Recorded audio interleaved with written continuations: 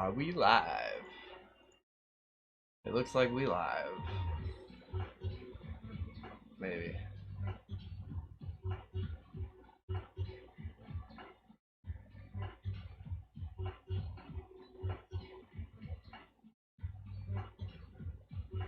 This little glass did not come nearly as clean as I was hoping. Let's see if we can hit it with some alcohol. There ain't no alcohol in there. And a lot of paper towels. Shit.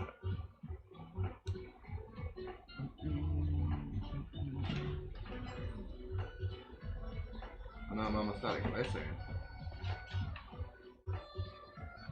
I've been vaping like a motherfucker this past 2 years, bro. Almost went through all that glycerin.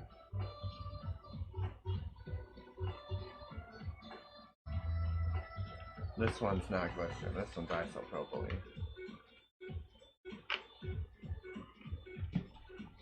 ISO! I bought a big fucking gallon of ISO right before lockdown, which was a good call. But then I bought this one after lockdown and it's already half gone. I go through some ISO in a year.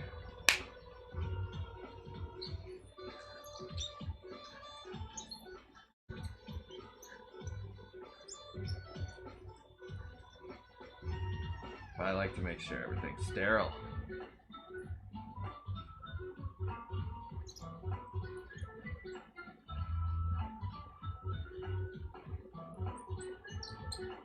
Especially my girlfriend. No, I'm just kidding.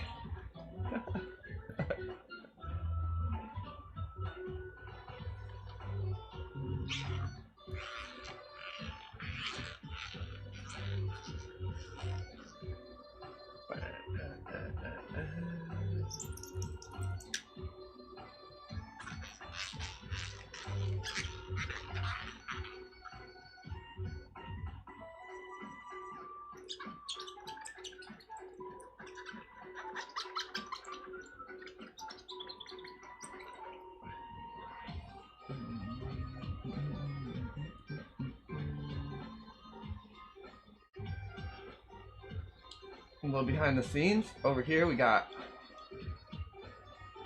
12 milligram nicotine. But I vape at 6. So I'll be cutting that in half with some straight vegetable glycerin.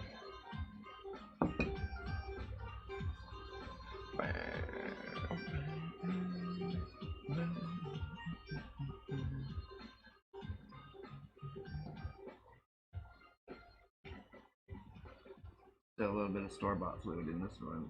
Just do a couple of drips in the tank. Got one of those mesh coils from the Zeus tank, and I can drip right down into the mesh. Be nice.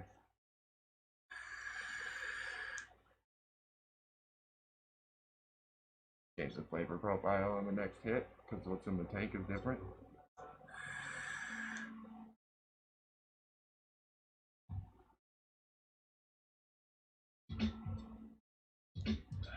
No, I do not own the copyrights to this music. Make it stop.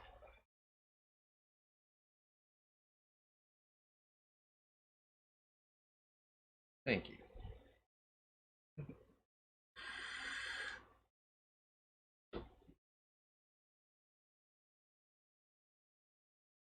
Onto your games, YouTube. You don't like us noobs having fun.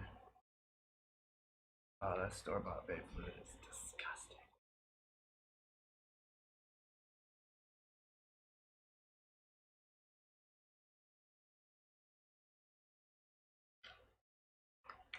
Oh, well, this is one of the ones that needs to be refilled. What we're gonna do is we're gonna grab, and my dab tool will work good for this. We needed something long and something straight and flat to shove up under this lid. See, I went in there somewhere else, right here. Past. We gotta get under that lip. And then that's what happens. That landed right up here behind the camera.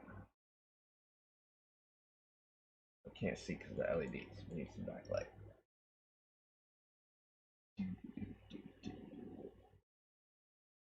Damn it. Bounced off the TV. Landed right here on the LEDs.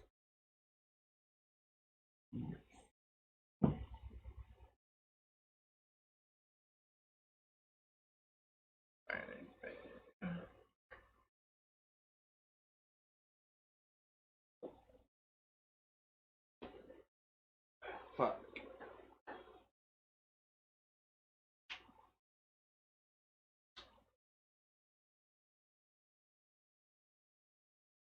I need to measure out 50 milliliters.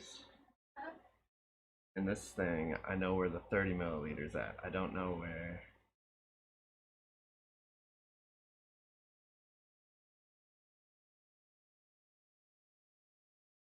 Oh, I remember how I did it last time. Be right back. I need. Yeah.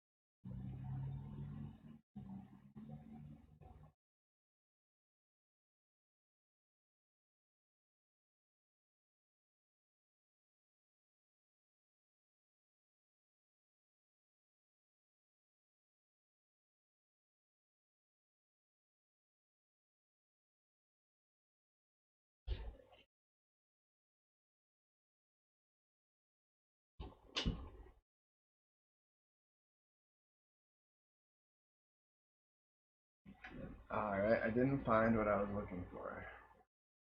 I don't know where it's at. I have a little plastic fucking cheap ass measuring cup thing.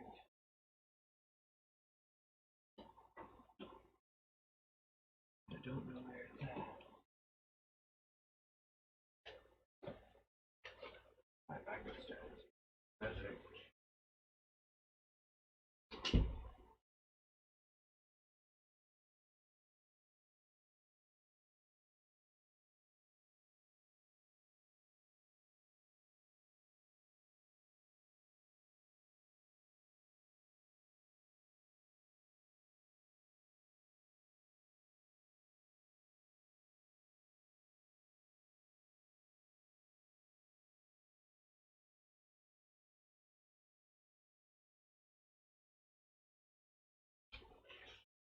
Alright, found a measuring cup. I gotta clean.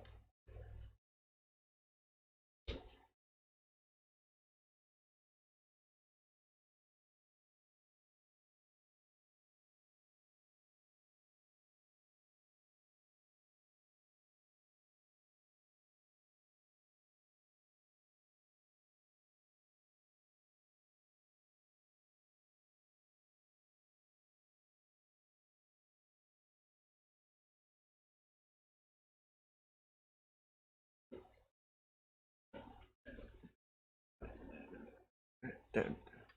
Alright, we gotta let that soak for just a second. That way I don't have to scrub it because I don't have any paper towels. Just gonna let it soak, and we're gonna rinse it off with some nice hot water. Maybe rub wipe it with a sponge.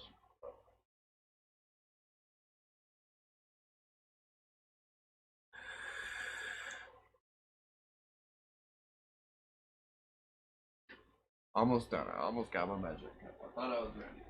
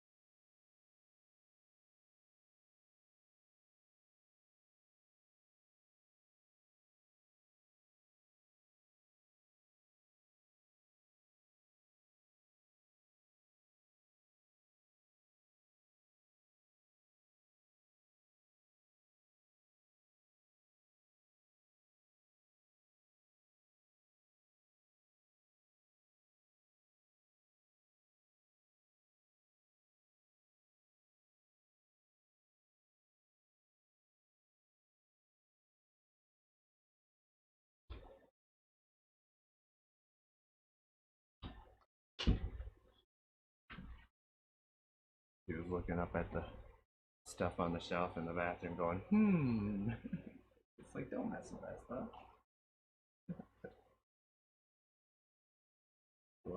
Little fudgy.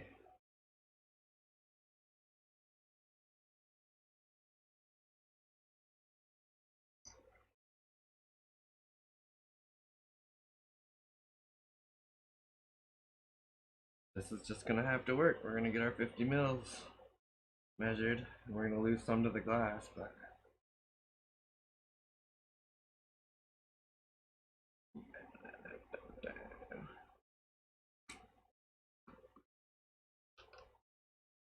see where we're at. About there. We hit 50 mils in here.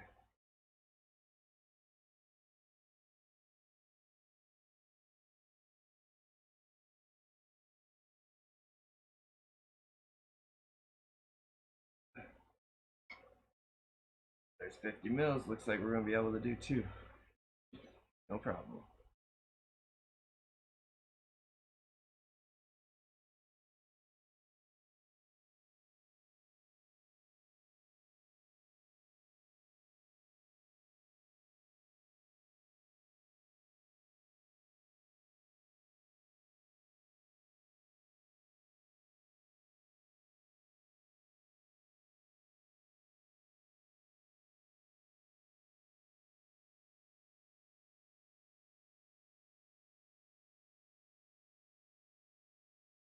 Yeah, I lost a bunch to the glass.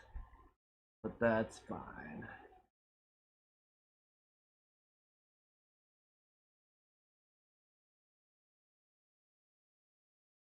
It's probably not that much, probably just a couple milliliters. We're pretty close to 50. Let's get a second one going too, since I think we got enough nicotine here. Pretty mixed, ready to go.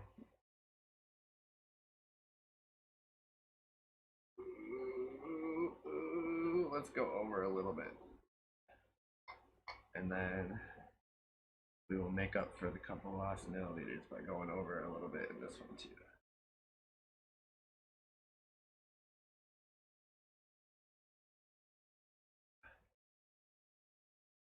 The thing about this is I'm vaping it myself, so it doesn't have to be perfect. But if I was mixing this for somebody else, I would definitely measure it a little bit better than what I just did. But as long as I'm right around 6, I'm happy. Doesn't have to be exactly 6 for me to be happy for myself. Excuse me. Excuse me.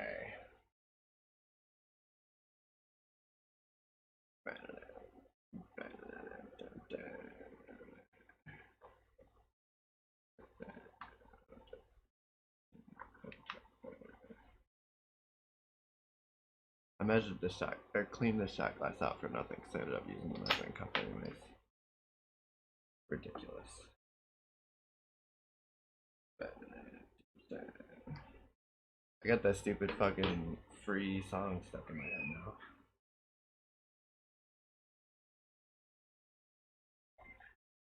Royalty free audio stuck in my fucking head.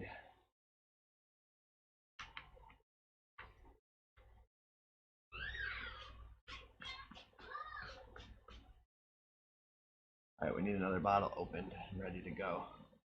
Here's the other one that's empty. We got a bottle around here somewhere. Where are you?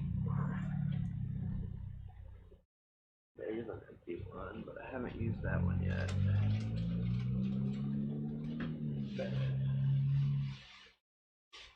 Just fell off this thing on the table. There's some liquor. How much liquor's left? A shot or two. Might have to drink that tonight.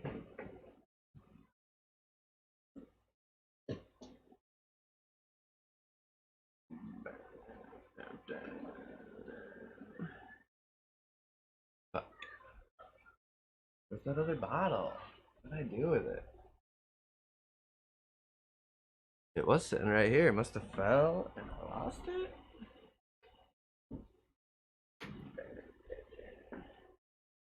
Did it fall and I threw it away? I don't think I threw it away. I feel like I remember throwing it away. Maybe I accidentally threw it away.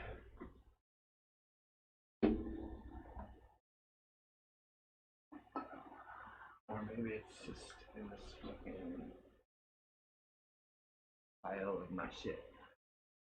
My shoes. Homie's machete. Some empty bags that I'm gonna use for garbage eventually. Oh, there it is.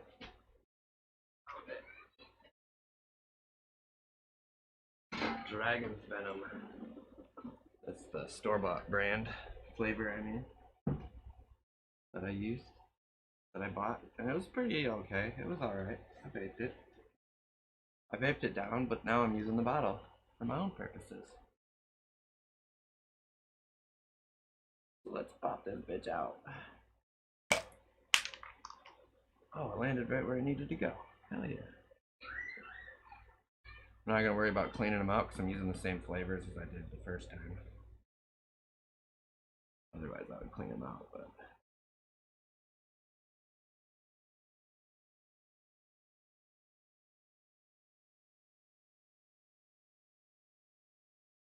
it's all the same flavors, so it ain't gonna matter.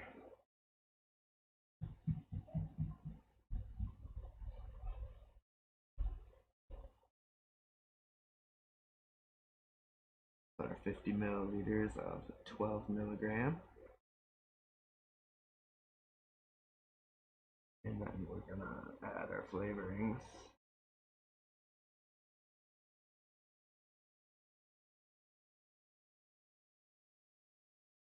All my nicotine I buy concentrated, suspended in vegetable glycerin. And then I add my own vegetable glycerin. I don't add any propylene glycol to my mixtures. However, the flavor concentrates that I buy are suspended in propylene glycol. Yeah. VG. So I get about my final tally is around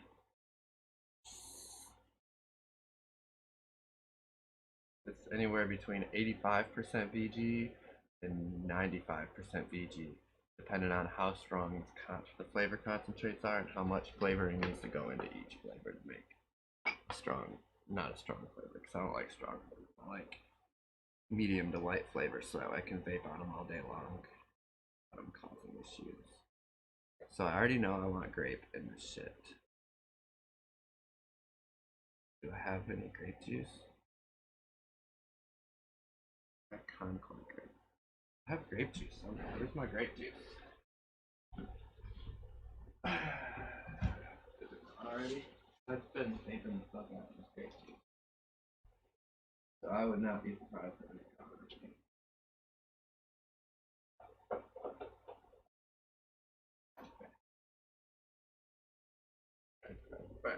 Nope, there it is. Grape juice.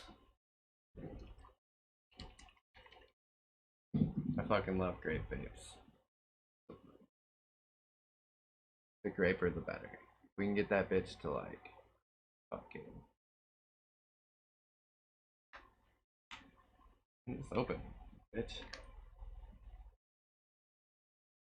Yeah, this grape juice is not the best flavor of grape that I've had. My favorite flavor of grape is Concord grape by Capella's. But they make a couple with like stevia and shit, and those are disgusting. You gotta get this regular sweet one. This grape Concord smells like soap. This is a really bad vape. This grape Concord would be good in fucking a scented candle. That you want to smell clean. But for your lungs, it's bad.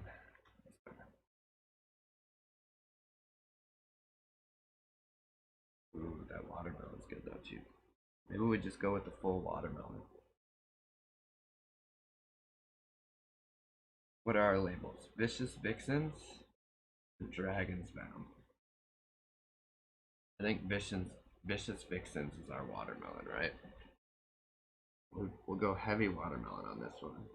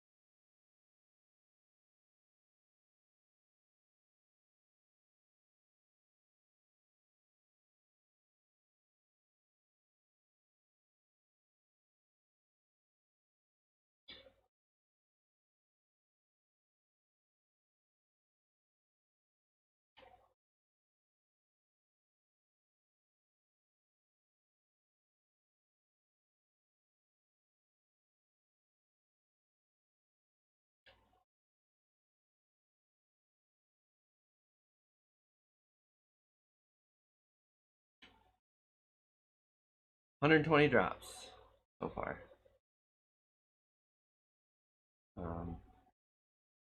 We're gonna go heavy watermelon on this one.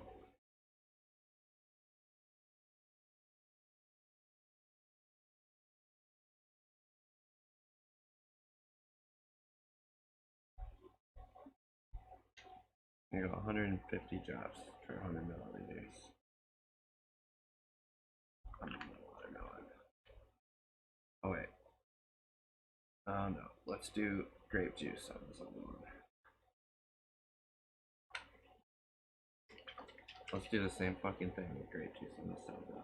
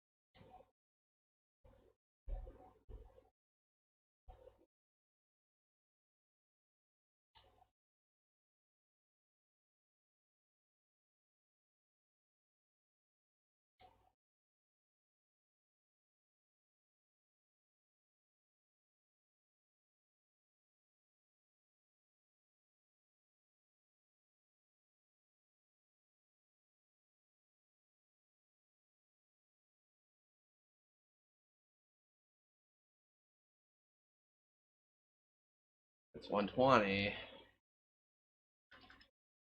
How you guys doing today, by the way?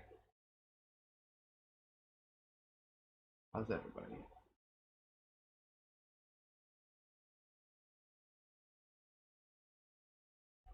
Got 30 more drops.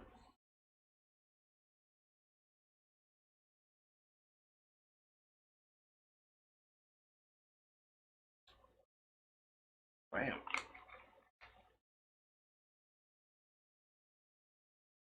Bam.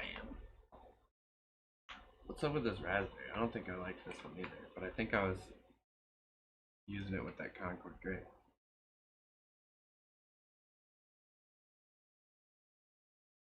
Oh, that smells kind of rough.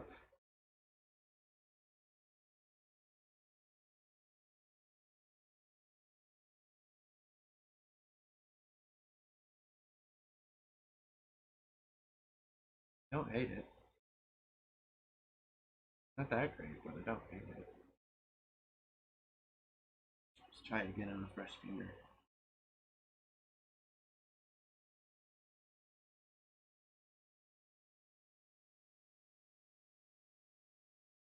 Okay, yeah, I don't like that though. That tastes like soap. Ah, disgusting.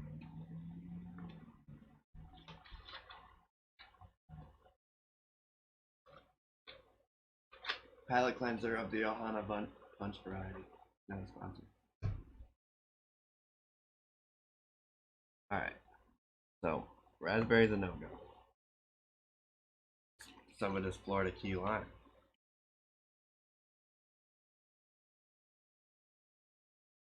Fresh finger.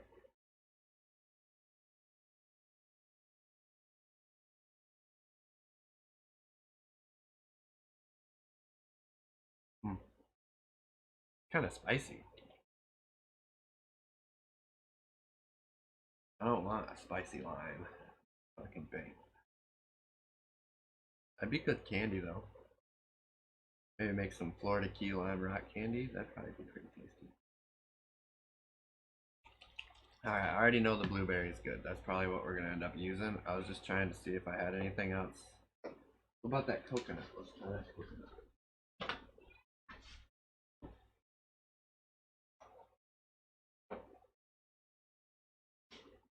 I asked the dude for cotton candy. I wrote cotton candy on the piece of paper. He gave me coconut candy.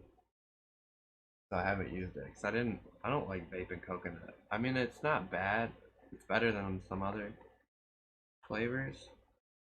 But when you vape coconut, that's all you taste all day. Coconut everything. Coconut the world. And coconut's good, don't get me wrong. It's real sweet. It's kind of got like a vanilla flavor. But it just takes over. So harsh. I gotta use like very minimal drops a day. The coconut. Fuck it. Let's just go with blueberry.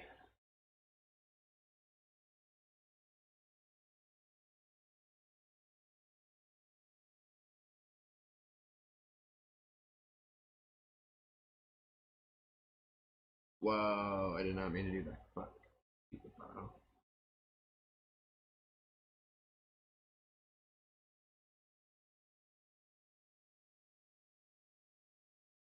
Now I gotta be really careful.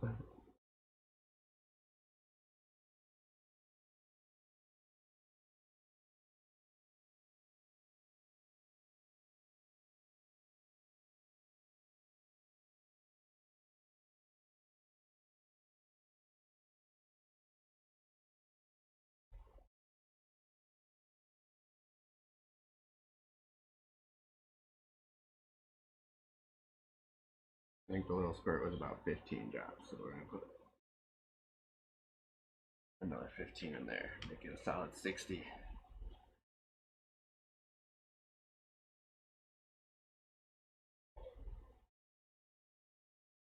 Oh wait, I'm not done. I'm almost done.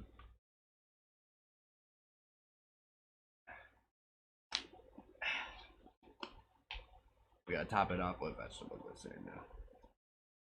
What we're gonna do is just like some in here. We should be able to put about 7, almost 100 milliliters in these two. Not quite, because the flavor takes up some space. So just under 100, we should be able to fit all this in there.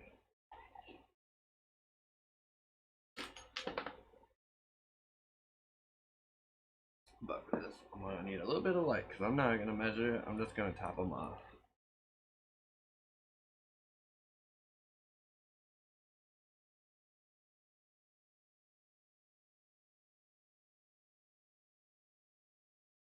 Oh my god, I spilled it. What? When did I fucking spill it? Let me see it.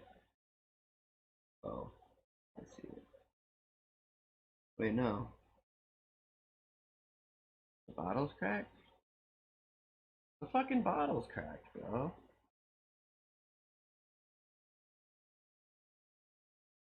It's fucking leaking out of the bottle. Fuck.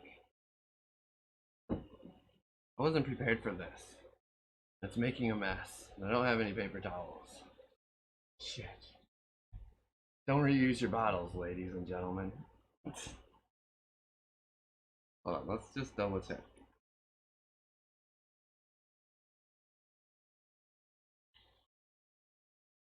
Yeah, I'm pretty sure that bottle's cracked under that tape. It's leaking out from under the tape. That's exactly what's happening. Fuck. Okay. New plan. Let's get rid of the rest of this. Because this shit is nasty. It's store-bought shit.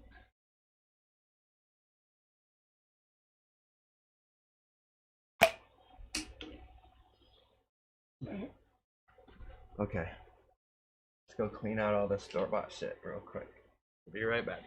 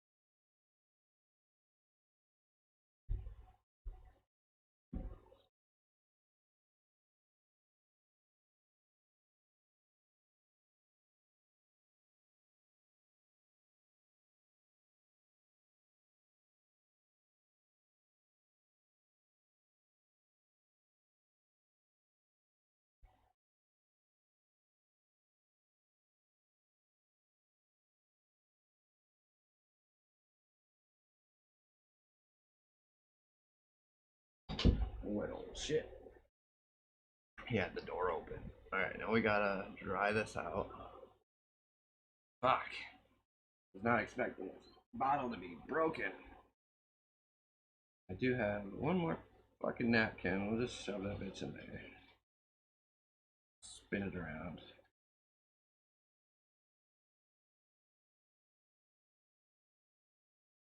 Thanks, Little Caesars, for the extra napkins the other day when I was passing out from this fucking steroid shot and I had to get some food in my stomach. Bought a pizza and he gave me a bunch of fucking napkins. Alright, let's get all this into this. Bro, I wonder how much flavor I just lost though, because the top layer, I haven't shook it up or anything, so the top layer was all the flavoring and it was seeping out. So how much of that is flavor concentrate and how much of that is the nicotine sitting on my fucking mouse pad right now? That's the big question. The mouse pad is soaked right now in this shitty ass bottle I was eating.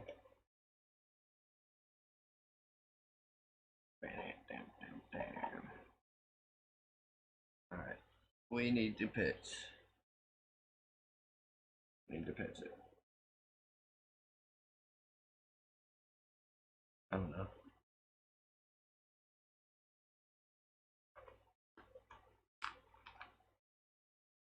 Just pitch it. Pitch. I don't know which one of these caps I should save and which one I should pitch. I'll just pitch one with it. Fuck it.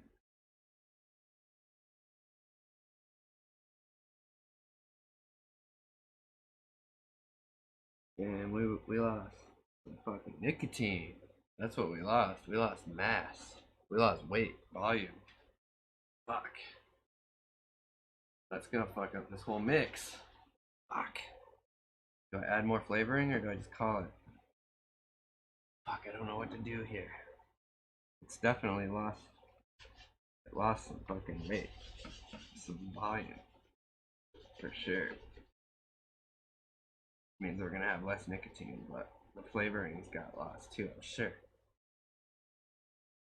Oh yeah, that smells like flavoring. That smells like straight grape. It's like I was pouring my grape right down the fucking side of that bitch. Fuck.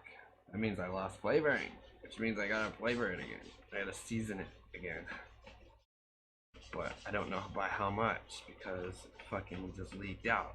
Shit. Alright, well, this one was the grape juice. So let's just add like half flavoring. We'll go.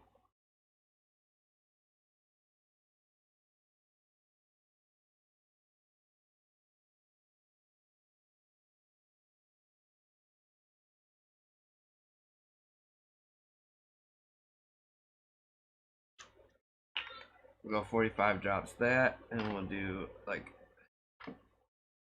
what else? The other one, blueberry. Okay. Blueberry, where are you? Oh, okay.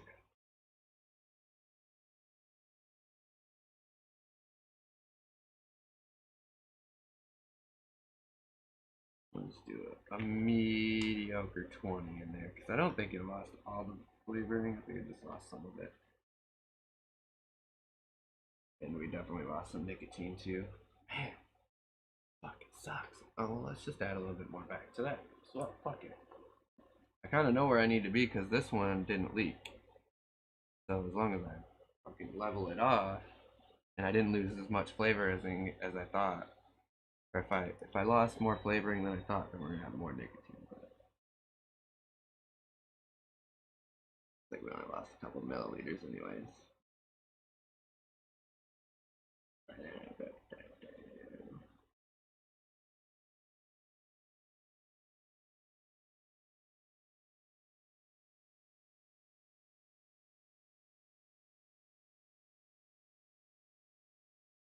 Yep, somewhere right about in there.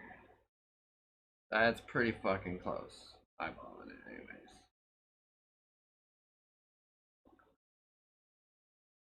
Alright. Well, besides my mouse pad is fucking filthy. I think I might have fixed this.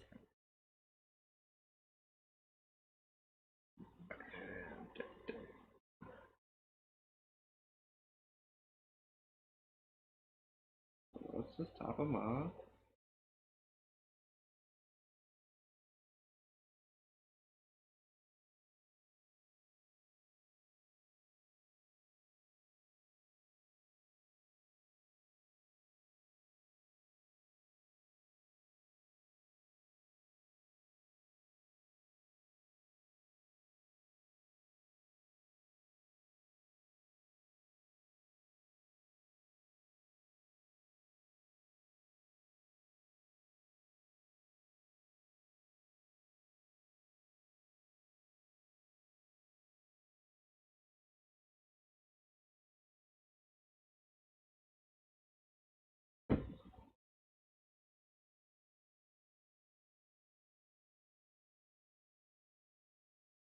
Vegetable glycerin.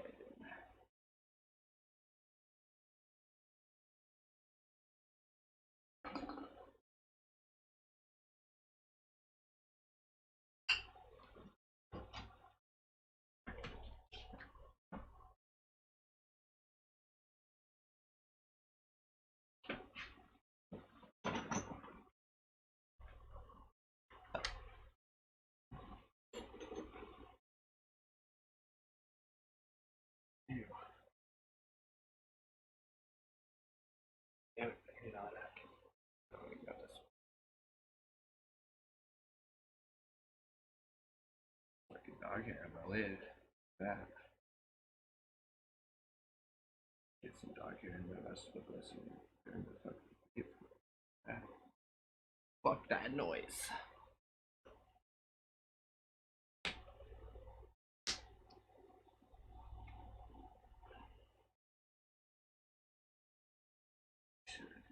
This one too.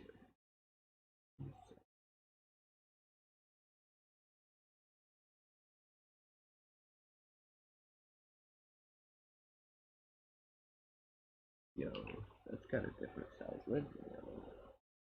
Does this have a different size opening too? No.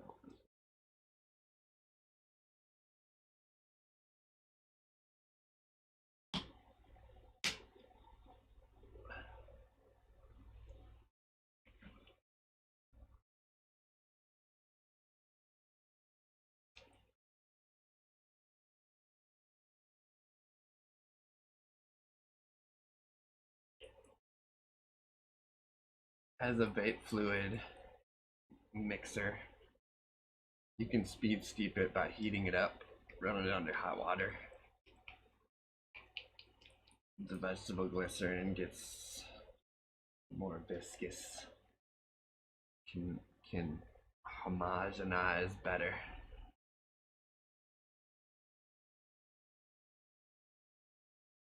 Homogenize. Homogeneous.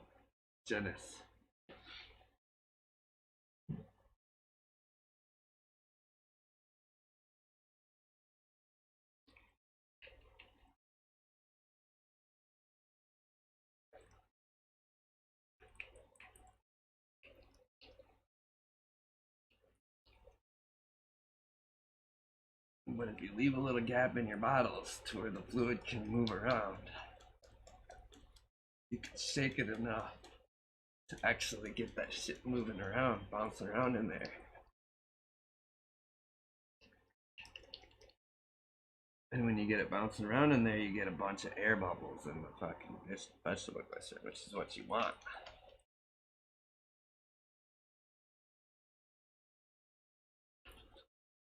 Because you're trying to mix the flavorings with the vegetable glycerins. You want it to be mixed evenly.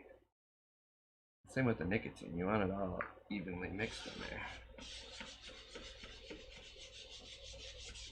How I thought about, at one point we would put our bottles, we'd tape our bottles to a sawzall. We'd just run the sawzall.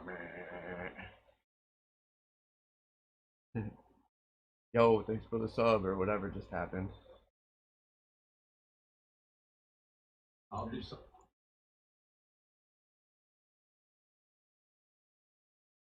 We got a subscription, I think, on YouTube. Follower.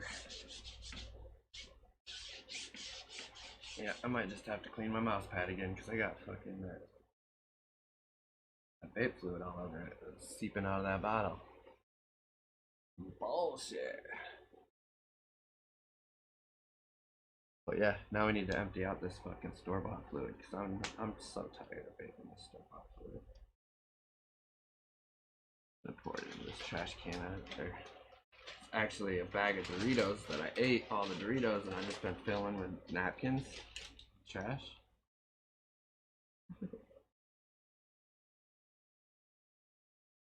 And there's like a bunch of napkins and paper towels in this bitch, so I'm just gonna dump it in here and it's gonna soak into all that paper. Bet. Looks like there's a dog hair trying to make it out of my vape right now. Pretty gross. Get that bitch out of there.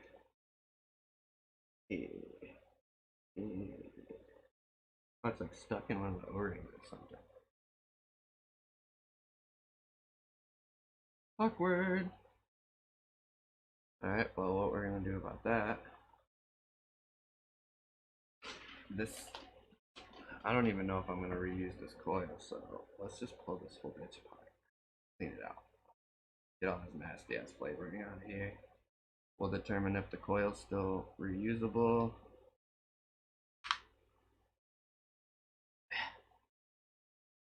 Yeah.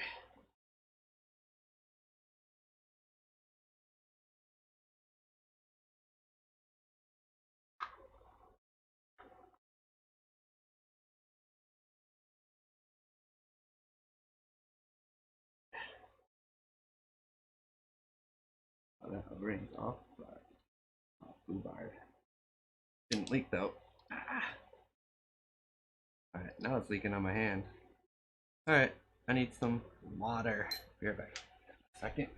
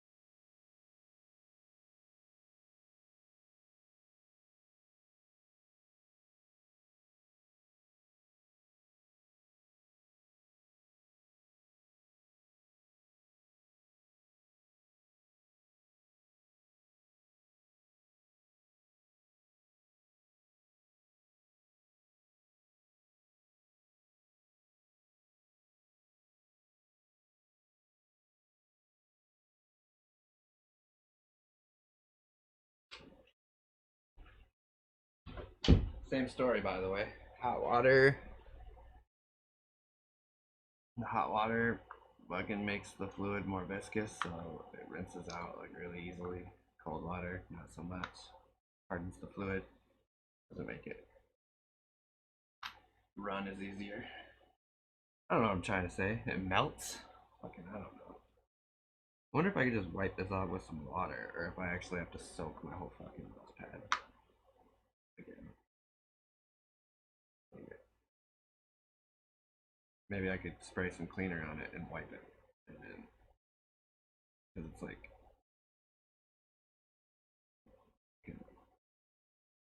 silicone with fabric on top. Maybe if I just clean the fabric, the silicone underneath won't absorb a lot of it. I don't know. I'm just trying to avoid not having to wash it. Fuck. Alright, so I think I am just gonna pop a new coil in this. It might not be too bad, but it definitely needs to soak like overnight in some alcohol or something. So let's grab our pack of coils. ECS Tuning, not a sponsor. But I had to buy some parts for my car from them, and they sent me a sticker. Hey. Hey. Where'd you go? Get back in there. Didn't tell you you could leave. Pick up debris on the ground while you were gone. And then this one goes into this spot right next to it. Let me pop out number 3.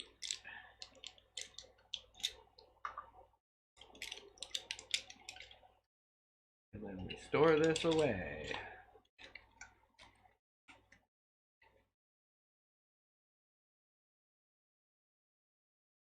Bitch. Bitch. Close, bitch. Close, you bitch. Alright, there. Closed enough.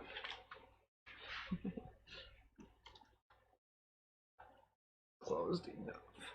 Alright. Fresh coil. I got a bunch of moisture in here.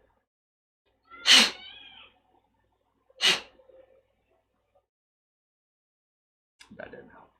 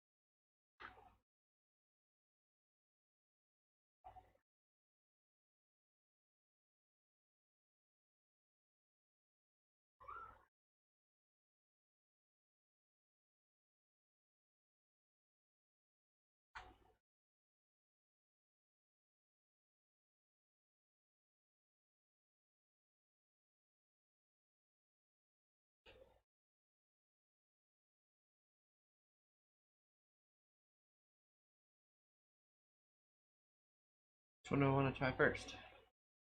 We got watermelon and grape. Both with the splash of blueberry.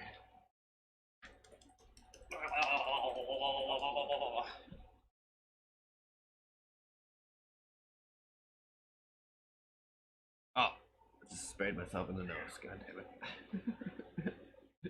Fucking bubbled on me. I was just trying to snip it. And it fucking bubbled on me. Hey Regan. Just mixed up some vape fluid, you missed it. But what should I try first? Watermelon or grape? You can help me decide. I fucked the grape up because I started mixing it into a bottle that was leaking. So I lost some of the flavor and I had to re-flavor it and shit. So the grape might be a little messed up, but still excited to try them both. Which one should I try first? Grape or watermelon? Do grape first. Okay. Smart. At least then I can fix it right away. If it is bad. But if I dumped all the flavor out when it was leaking or something.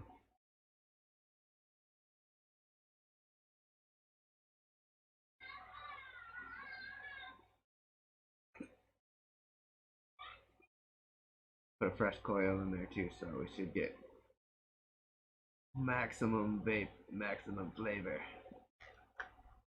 So what we're gonna do here is we fill the tank. Now we're gonna saturate the coil, a brand new coil. We're gonna drop.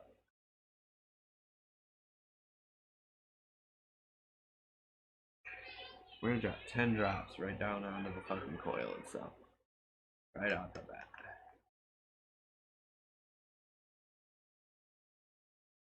You can wash it with delicious watermelon. True. Fancy nails. Thanks, I did that this morning too.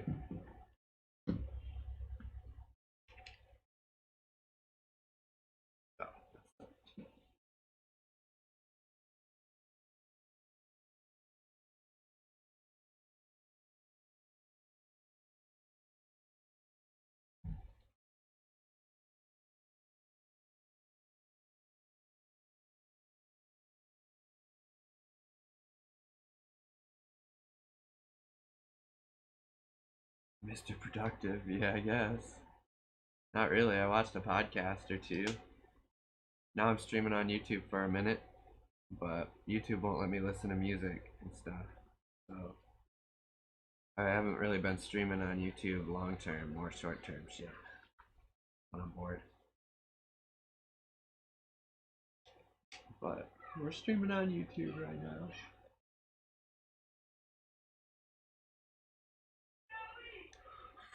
Ah! I shouldn't have hit that right out the bat. I needed to warm it up first.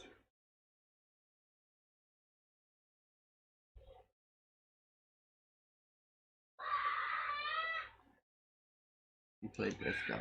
Someone's disc was hanging out with the snake when he went to pick it up. I would have let the snake keep it. That's pretty funny.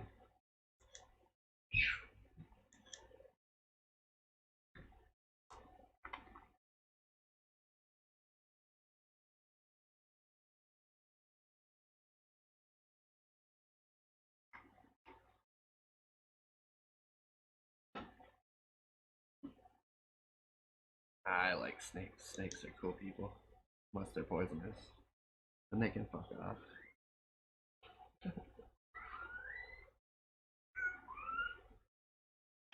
I got the poisonous snake.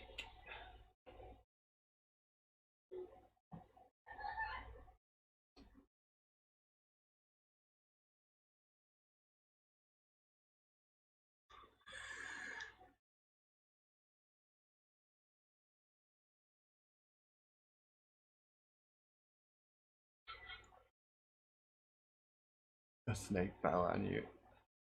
That's pretty funny.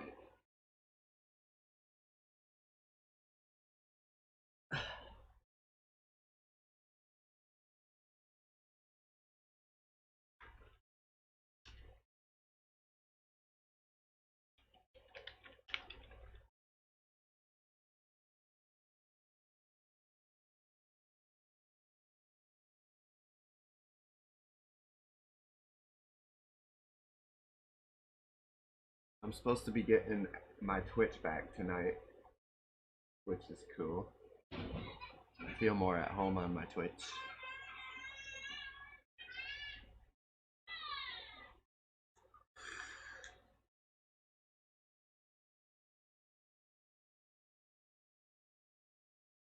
He was lounging on a couch in the basement while yapping on the phone when we were in high school.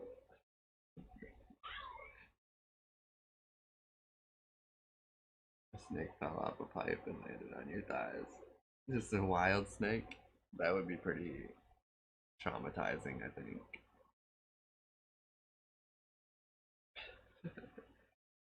Alright, last napkin. I'm gonna put some alcohol on it and wipe down this spilled vegetable glycerin with alcohol. I think that might do the trick.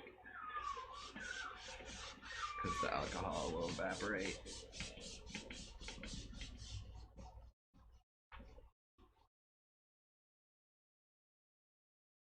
And then at least the surface of my mouse pad won't be all fucking nasty. Yeah. Eastern fox snake, nice. That would be pretty creepy. I'm scared of spiders because I was bit by a brown recluse in the leg. I was talking about that earlier, but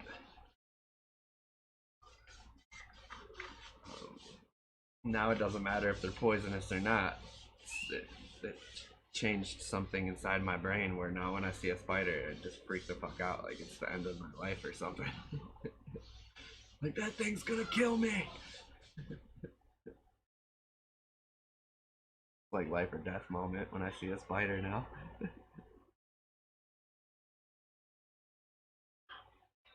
Scanning at this egg. Here's the other end. See, I had pet snakes though.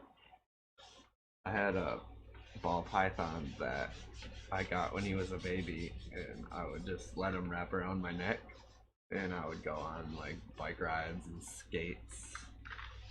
I'd go skating around town with my snake on my neck, around my neck. And he liked the adventure.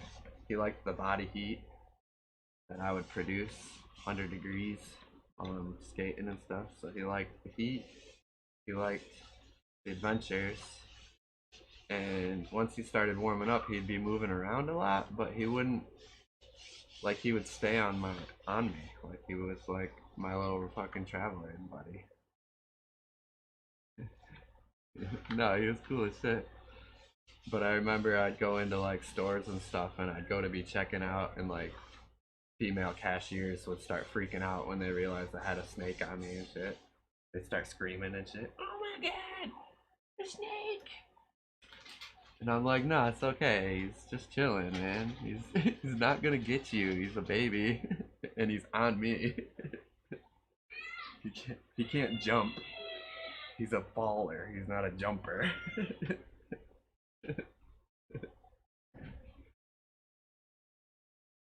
Yeah, I was basically his heat rock. So I got real accustomed to having snakes, or being around snakes, but I never got over my fear of spiders. Oh yeah, my nails are pretty cool, except I fucked them up already because I've been doing stuff. But we did black on my thumbs and these fingers, and then we did purple on these fingers, and then I put just a white strip on all of them. So that's pretty cool. We got some color coordination going on.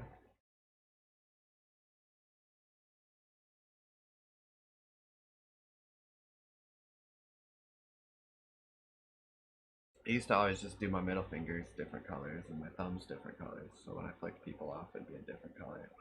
Or I could just show them my hand and technically I'd be flipping them off if they used color. If they weren't colorblind, they could tell I was flipping them off. But for this time I decided to go with the shocker. No, I'm just kidding.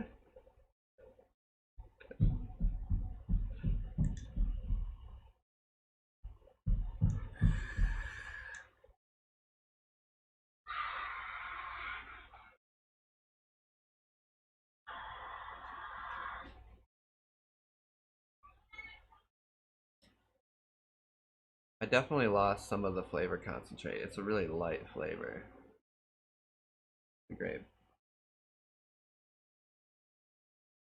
I'm generally not so motivated to paint my nails. Same, bro. Same. This will be the first. This will be the time I paint my nails for the next 3 weeks, probably.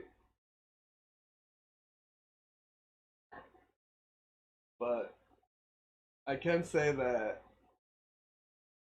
I'm more comfortable painting my nails now that my grandma's dead, because my grandma used to hate on me for it. Same with my grandfather. So now that they're not around, I feel more comfortable painting my nails and wearing eyeliner and stuff because they used to give me shit all the time.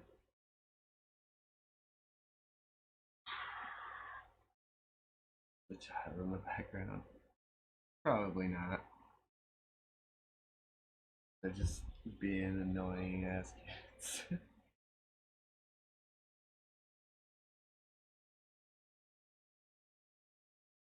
The oldest one isn't allowed to have technology because she's abused her privileges, and so she gets really bored. So oftentimes I hear her just doing random nonsense with her little brother. But it's because she doesn't have technology. She doesn't have a phone, a tablet anymore. So she has no entertainment. So she has to keep herself occupied.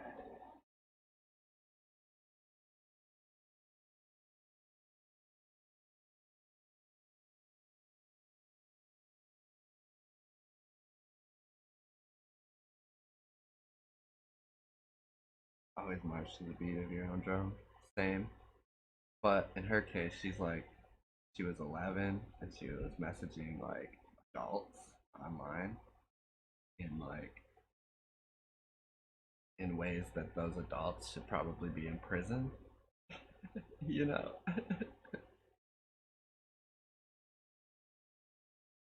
So like, yeah, she fucked up. She fucked up bad. She she has no right being on any fucking technology right now at this point in her life.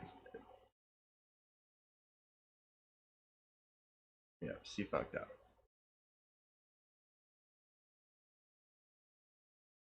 Cheers, by the way. But yeah, I pretty much had free reign too, but I didn't really even start getting into that shit till I was like a teenager.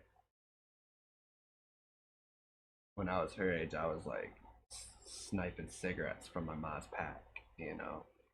I wasn't like sending nudes, you know. I was still riding my bike outside and playing fucking Super Mario Bros.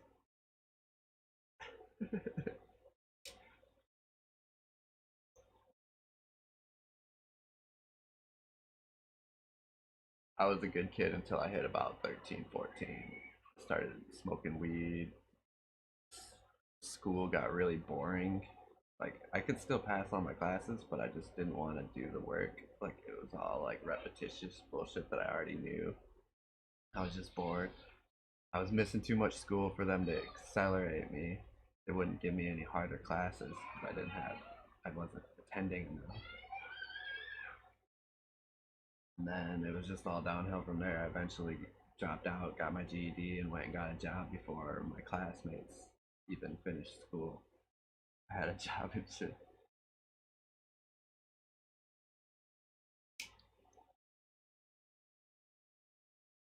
Started working in the shop. I mean, I had a job through school too, but it was like seasonal jobs and shit. You know, I worked at like a go kart track when I was 14 or 15, a putt putt golf course during the summer. I worked at a Halloween fucking thing during the fall, like a haunted house, haunted hayride. I would dress up as Mickey Mouse with a giant Mickey Mouse head on and shit. Those are all my jobs before I got out of high school. You worked at a slaughterhouse? Damn, that's brutal. my grandma worked for a farmer who did the Halloween thing on his farm, and so I kind of got in through her because she worked for the guy that I ended up working for. And so during the summer months, he would have me like out in the fields picking up rocks so his tractor wouldn't get ruined by the rocks and shit like that, you know. I was doing like labor as a kid for this guy on his farm. Yeah, but back in those days, my grandma was kind of mean. Like she would she would cash my checks for me, but then she'd take all the money and put it in my bank account, and she wouldn't let me have my money that I earned. So I would be like wanting a new album or wanting a new video game or wanting an upgrade for my bike or fucking this and that and the other thing. And she would have me save my money for college or for my first car. And I didn't want those things. I mean, I wanted my first car, don't get me wrong, but like that's how I got my first car too. But still, that's beside the point. Like I was working, making money, but they weren't letting me spend my money that I was earning. So I kind of, it broke down my relationship with money at a young age because I wasn't earning money for the labor that I was doing. You know, I never got to feel the reward from my labor in the short term. She was only worried about the long term, and she never gave me a chance to enjoy the fruits of my labor. So now, as an adult, I've still never been able to repair my relationship with money. I have a hard time saving money. I have a hard time earning money. I have a hard time seeing money as livelihood. Like I've somehow detached myself from money, even though our whole society is driven by money, and the amount of money you make directly relates to how well you live. Like you can't afford to eat certain foods unless you have a certain amount of money, even.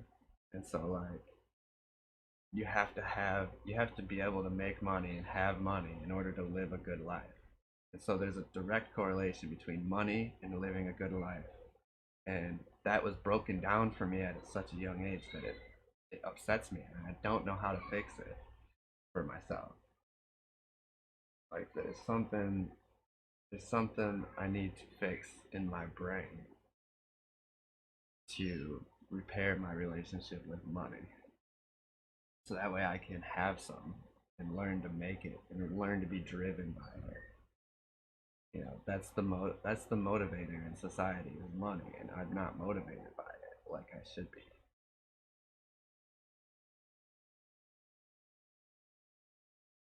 Yes. Currency, the Black Angels.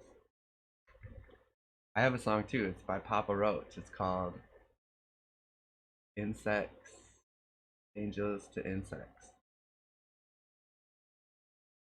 Is that what it's called? I can't listen to it right now because I'm streaming on YouTube. Actually, I could kill my microphone and listen to it. Dun dun dun! I can't share it on stream because YouTube will flag me for copyright bullshit. I'm definitely gonna look it up and listen to it as soon as I end my YouTube broadcast, which will be soon. Because I need to go get some paper towels from the store anyways, here in a few. And I just wanted to live stream while I was mixing some vape fluid.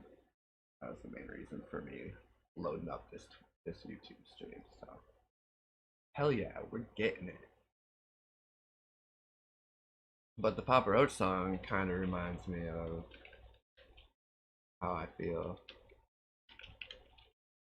about money. I think I can do this.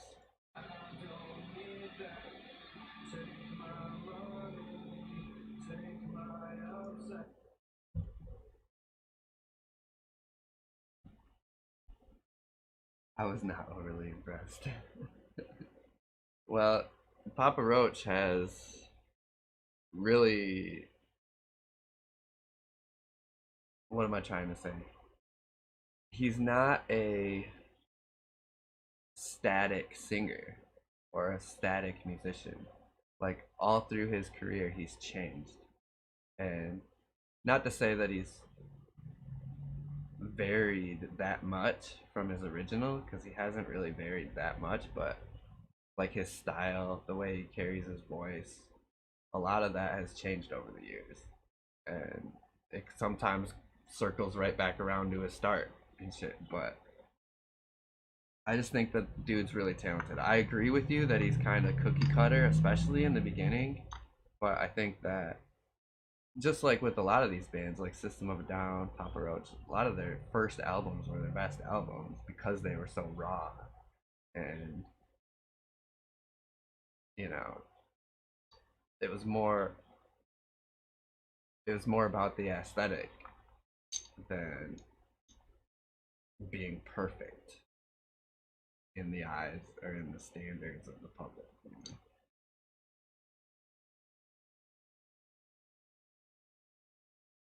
He said some dumb shit about suicide that rubbed you the wrong way. Hey, that happened to me with the band.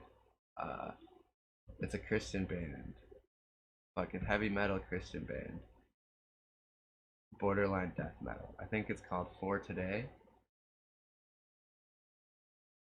I seen them opening up for another band. I want to say it was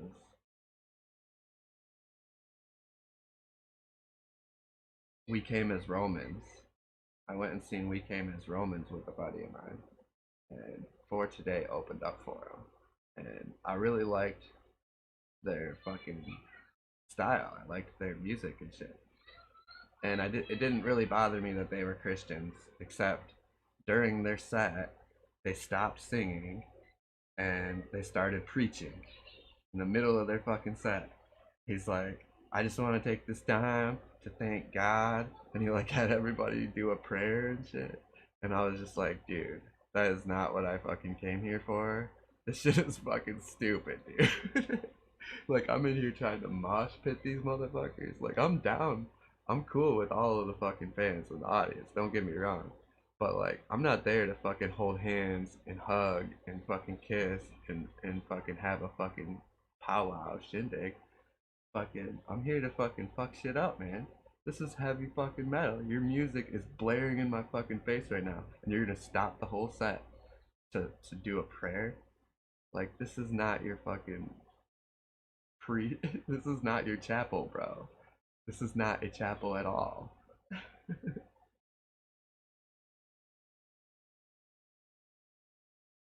Yeah, and I like For Today's music. They're heavy as fuck. They're good. They're a good band, but it that really rubbed me the wrong way. And now when I hear them, I'm like cheesy, lame. It's not even their fault. Like he's got a good voice. The music's pretty fucking heavy. I like it, but like, fuck that shit. Yeah, kumbaya. Right.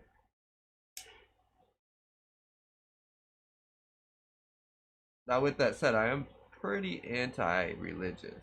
Like, I like to talk shit about religion. I think religion is responsible for killing more people than anyone else in the fucking world. I think Christians pretend to be all holier than thou and spiritual, but they're killing more than anybody else still to this day. Like, 1 million Iraqis have perished since I graduated high school, and the Christians were the ones killing them. You know, nobody wants to talk about how that was a fucking Christian war. You motherfuckers. Everybody wants to pretend like they had weapons of mass destruction. Well, guess what? That was a fucking lie. It was a war about oil, and it was a war about religion. It was the Christians versus the Muslims. That's what it was. It's been going on for thousands of years. And it's still going on to this day. And these motherfuckers running around this fucking country are pretending like it's not about that anymore. And it is. And it always has been, and it always will be, until these dumb motherfuckers quit reading fucking Bibles and quit believing in prophecies that are all fucking made up bullshit in the first place. I don't give a fuck if your prophecy came true. That doesn't mean that your person is a fucking prophet. That means that your person was smart. That's all that means. He was able to make connections with what he's seen in the world. He made predictions in the future using his fucking mind. He's not a fucking spiritual guy. He's just a smart guy. There's a difference. Again, there's nothing spiritual about prophecies. Nothing is spiritual about prophecies. Those are wise men writing conclusions to circumstances that they foreseen. Wise men wrote these books, wrote these prophecies. Wise men wrote these Bibles. Wise men, not dipshits, not fucking Joe Blow, but fucking strategists. Smart ass fucking strategists wrote these books and texts to sway the minds of the masses. Facts. Kingdoms used to use religion to pacify their peasants while they were torturing them and extracting their resources from them.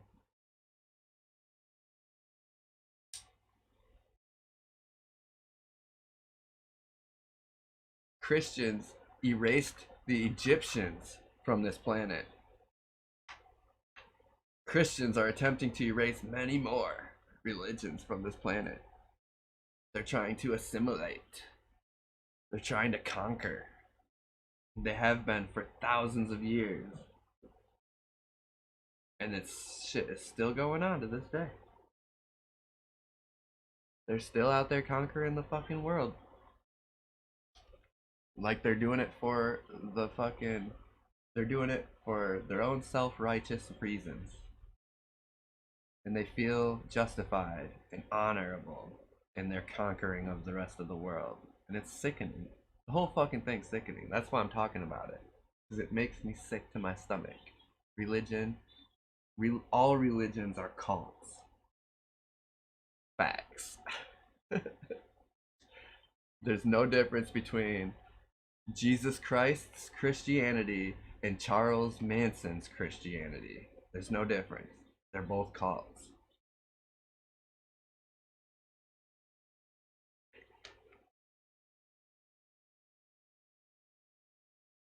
I like some concepts in Buddhism.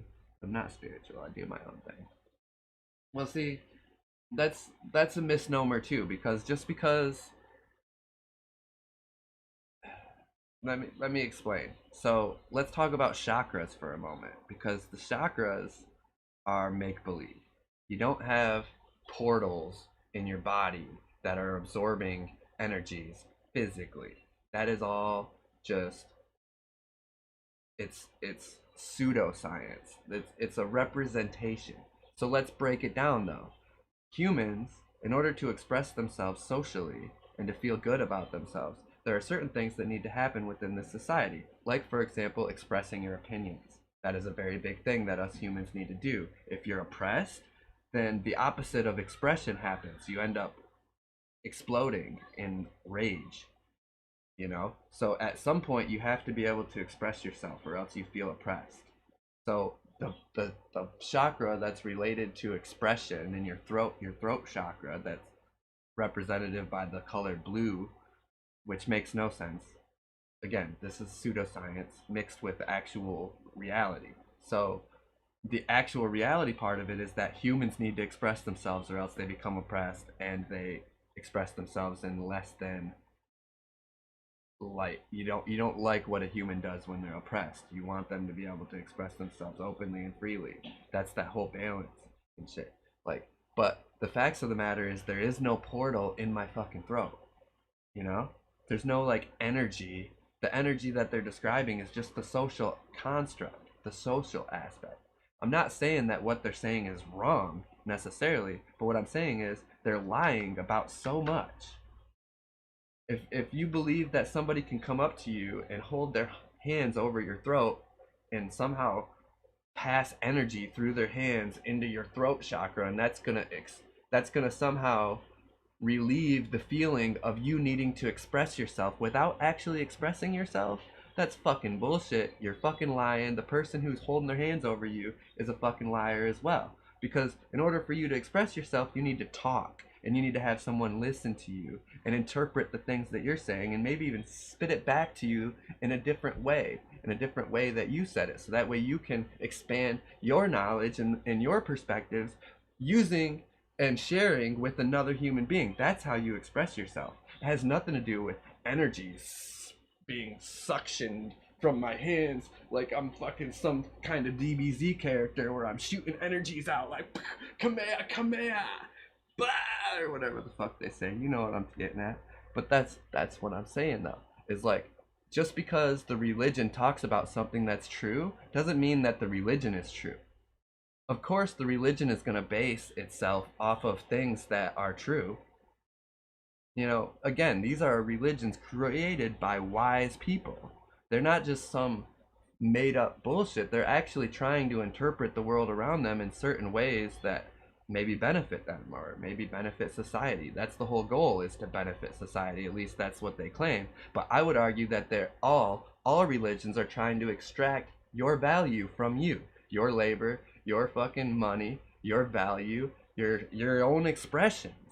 You know, if you think about what a think tank is, when you get 100 people together all thinking about a problem, you have a lot better chance of solving that problem than if you're just one person trying to solve that problem, right?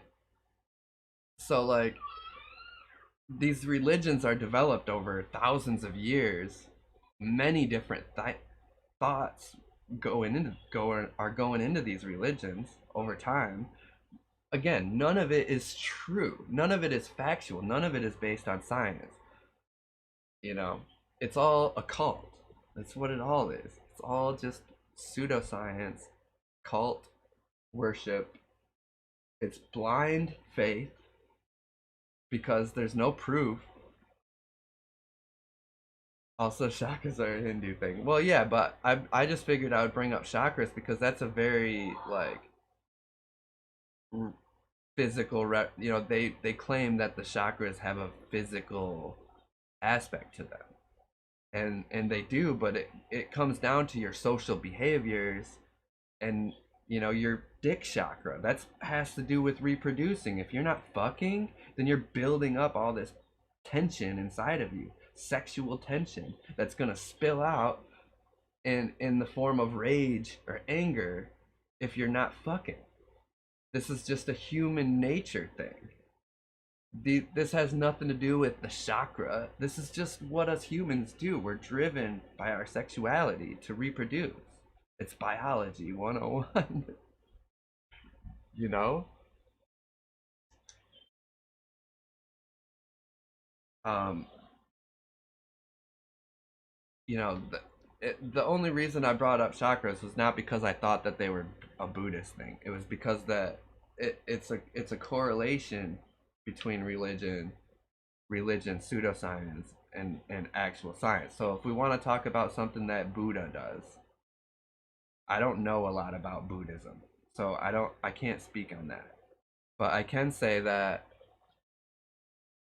the big old fat guy is not special. That he's just a human being. I know that. I know that the big old fat guy doesn't have any mystical powers or special powers. That he was just in tune with his human nature. Buddhist monks are the ones that um, meditate and then die. They mummify themselves by meditating. Um, so their ultimate human experience is to transcend the human experience and to just die peacefully. The whole religion of Buddhism is so you can die peacefully. And I don't even know if procreation has anything to do with Buddhism. Like, all I know about Buddhism is that their whole goal is to separate themselves from humanity. They want to be above humanity. When you fast, for example, a religious person who fasts, that is showing your faith. It's showing the person who's teaching you about their religion that you have the commitment, the dedication and commitment to transcend your own body's biological needs, which is food, to eat food. One of the most basic instincts as a life form, any life form, is to eat food. A Buddhist will challenge themselves to not eat food and to not be swayed by that. They want to be on top of their own human instincts and shit. There's no God in Buddhism. It's literally about finding peace. It's to live without suffering. Well, yes, but at whose expense? Again, this is anti-human. Whose expense? Are you living without suffering? You know, a monk that's truly dedicated to his craft is completely apathetic to all of the world's problems. He literally just dies in peace and has no more motives on this plane of existence. It's the most anti-human religion in a way. You're literally practicing how to not be human. You're fighting your natural, most basic instincts. Those monks that aren't allowed to have sex, they're not allowed to express themselves because they have to prove that they don't need that. They're not, they're above being human. They're better than humans because humans need sex and food and expressions. Humans need to be heard, but a Buddhist monk doesn't need any of that. They just take away all the humanity from their life, and they would rather live as a robot, as an AI. Maybe monks are going to be the first person to accept the singularity when we upload ourselves into the matrix. Maybe the monks are going to be the first ones to go because they've already dehumanized themselves. You know? Again, I'm not saying that what the Buddhists practice is bad necessarily in the grand scheme of things. Obviously, if we were to compare how the Buddhists practice their religion with, say, the Christians and how they practice their religion, obviously one of those groups is bloodthirsty and practices their religion with military. You know, one of those religions honors its subjects for joining a military, and the other one does not. You know, one of those religions is very militaristic and has been for thousands of years. The other one, not so much. You know, the other one is made up of people who catch themselves on fire. They will literally just douse themselves in gasoline and end their lives. And they'll do it peacefully. They'll do it sitting there in a meditative state or whatever and just burn alive. Because they're barely even human. They spent their lives dehumanizing themselves. So I don't know. I don't know. I don't know if I agree with that. I think Buddhism is also a cult. I think all religions are cults. And I truly believe that. I think that science can create cult-like religious followings as well. That not all science is treated equally either. I'm not just someone that's sitting here, you know. I fucking love science, don't get me wrong, but there's a lot of bullshit in science too. There's a lot of people who just believe Neil deGrasse Tyson because of his name. Just believe everything Neil deGrasse Tyson says, you know, because of who he is. And that's not true science either. That's a fucking fallacy as well.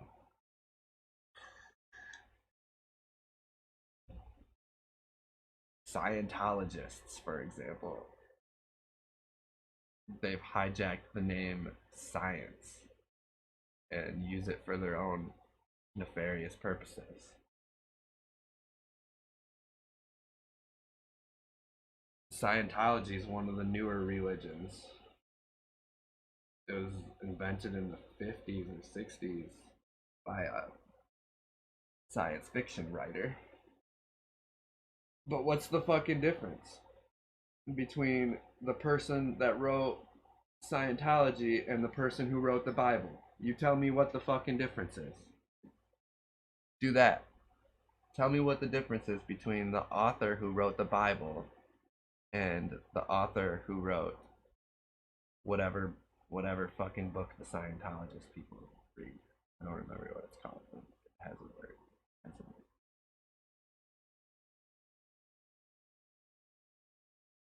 Like, I'll tell you, there's no difference. They're both writers. They're both intelligent writers.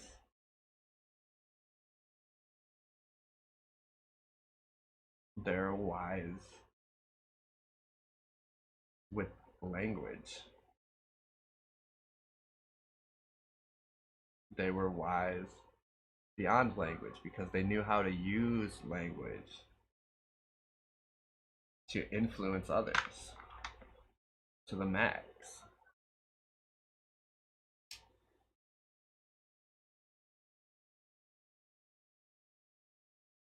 So they're like intellectual beings.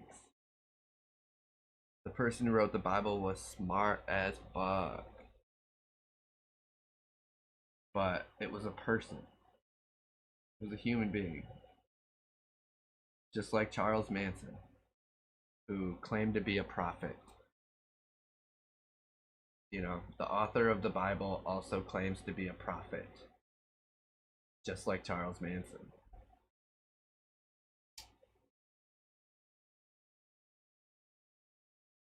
Now let's talk about the tens of thousands of priests all across the country who are knowingly lying to their congregations to get money, to pay their bills, to buy a nicer house or a nicer car.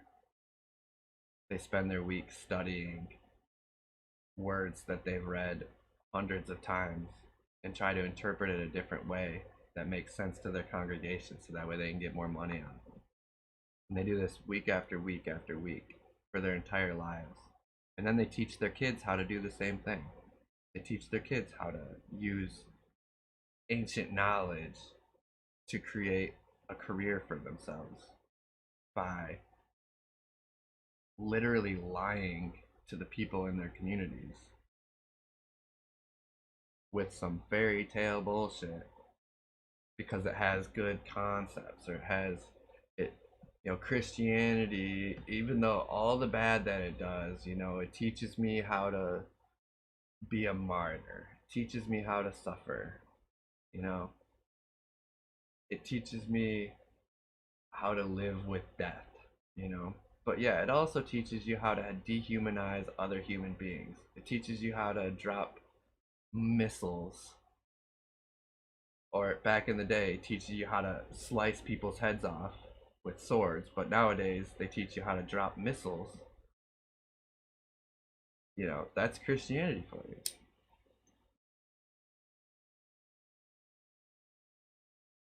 So, we invaded Afghanistan. When we invaded Afghanistan, no, when we invaded Iraq, George Bush went on national television and told the country that his God came to him in his sleep and told him that's what he needed to do. Tens of thousands, if not hundreds of thousands, of Christian Americans left their homes and volunteered for the military on that guy's orders.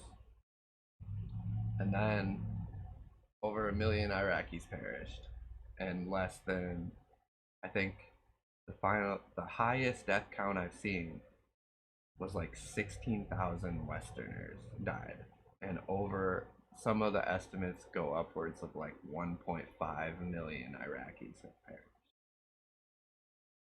2 million according to some estimates and shit, since we invaded Iraq in 2003.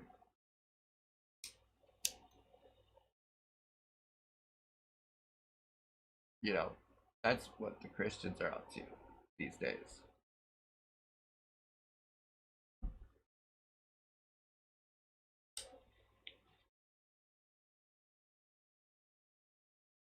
You know, Donald Trump took office, dropped a fucking bomb on an Afghanistan airport, the mother of all bombs. MOAB is what they called it. They showed it on national television, on CNN. They showed it, and they showed it in infrared, and they played the fucking Star Spangled Banner while they were exploding the fucking airport on fucking national television. The fucking newscasters that were going over it were having a good old time. They were in love with Trump at that time. They literally were like, this is a good thing that Trump's doing. Meanwhile, they hated Trump. But as soon as Trump takes office and he decides to drop some bombs, now it's the best thing. Trump's the fucking, he's the man all of a sudden. For that day, anyways. They fucking loved Trump while he was dropping bombs on national television. Like, it's so fucking gross, man. The fucking backwards ass nature of all these religions and the way they fucking present themselves as like holier than thou, self-righteous fucking helpers and healers, when in all reality they're the ones that are causing all the bloodshed. Literally.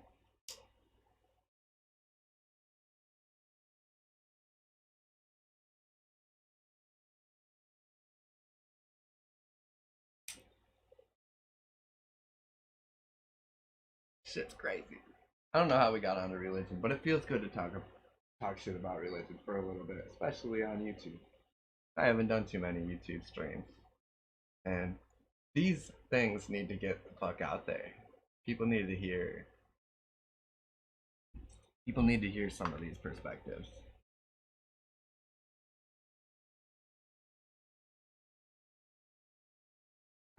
Legit. Religion needs to stop. We need to stop religion in its tracks. It's like cancer, but for humanity.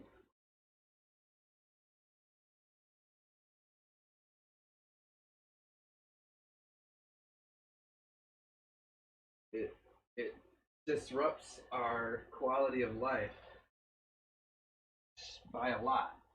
America was invented because Christianity was oppressing the people in England.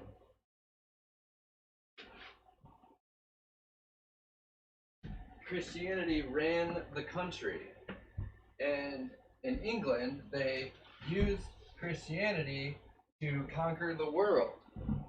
That's what Christianity was used for in England, was to conquer the world.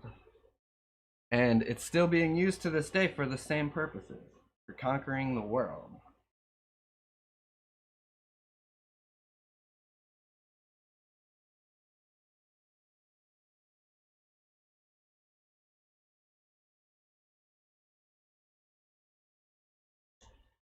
If you can control people's moral standards, then you can dehumanize an entire nation.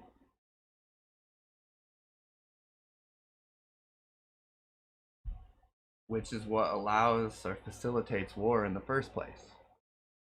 Being able, you have to see your enemy as something other than human. That's what they teach you in the military.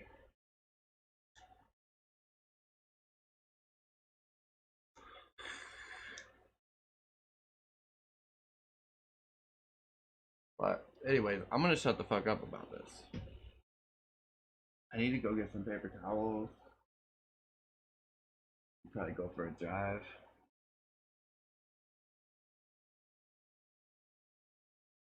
I'm still wearing my PJs. I'm suffering from poison ivy. And I don't feel like wearing underwear.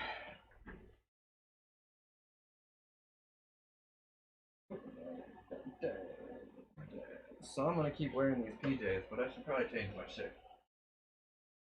I've been wearing this shit for a couple days. I'm a dirty boy.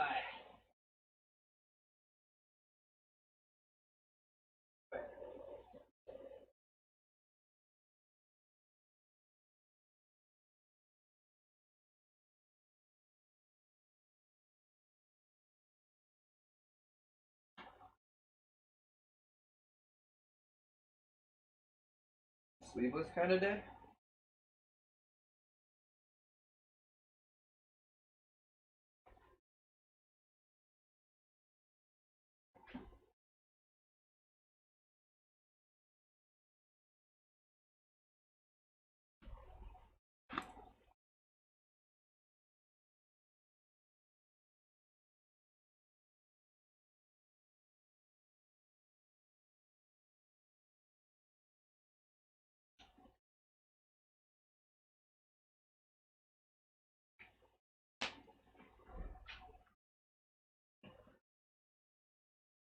Here's a good example of Buddhism, though. It's like love and hate are the same emotion. Apathy is the opposite of love. To truly not care is the opposite of love. Love and hate are literally the same emotion. You can't hate something without first loving it, and you can't love something without hating it. I that's not entirely true, but it is, because hate comes from a place of like jealousy, and jealousy is coming from a place of love.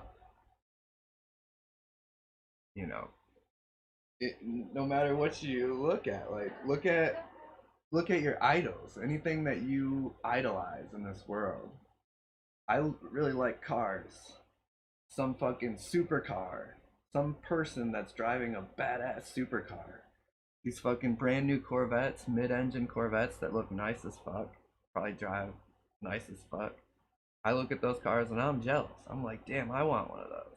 The only reason I'm jealous of those dudes driving those cars is because I want to love that car.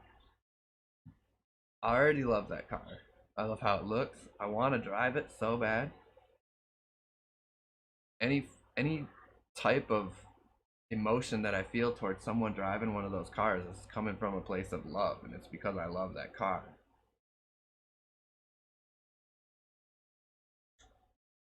Apathetic. To be apathetic is to not give a shit about that car, to not give a shit about that person. So the opposite of love is apathy. And in terms of Buddhism, you're facilitating an apathetic behavior. You want a perfect Buddhist is unaffected by anything that happens to them, whether good or bad. They've found balance. They found a way to not feel the emotions of love or hate. Imagine you love your firstborn, and then the state takes your firstborn from you and, I don't know, kills them because you didn't believe in the right religion or something. For whatever reason, your firstborn was taken from you. Aren't you gonna feel some hate towards the people who took that thing, that child that you loved from you? If you truly didn't care about your child, would you care if somebody took him from you? Like, at what point does Buddhism start to deconstruct your social relationships? You're like, you know, I'm reminded of a meme that showed this. I don't know why this meme comes to my head all the fucking time, but it shows two rabbits in a hole, and they can't get out. They're like stuck in a hole, and they're like starving or whatever. Well, the rabbits start to fuck, and they reproduce a shitload of times. They fuck like rabbits. So they create this pile of babies, and then they climb out of the hole that they're stuck in and walk off into the sunset together. but they leave behind a whole pile of baby rabbits that they had to use in order to free themselves from the hole that they were stuck in. Now, that meme it has really fucking hit me deep, because at some point you do have to realize that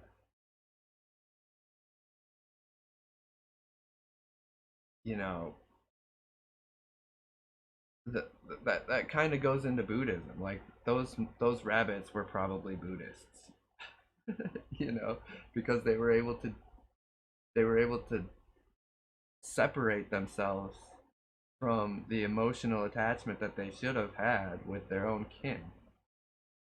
But instead, they reproduce solely for the purpose of freeing themselves, knowing all the while that those kids were being used as fodder, as literal steps to get out of this hole. You know, where's the morality in that story, though? Like, are the rabbits bad because they freed themselves using their dead babies? Are the babies, was the death of the babies justified in being able to keep the adults alive? Can't they go on and reproduce thousands and more times? You know?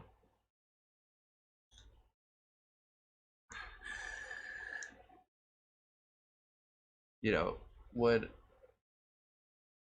a true Buddhist accidentally cause another human suffering because of their own apathy? Would a Buddhist reproduce a bunch of times just to get out of a hole?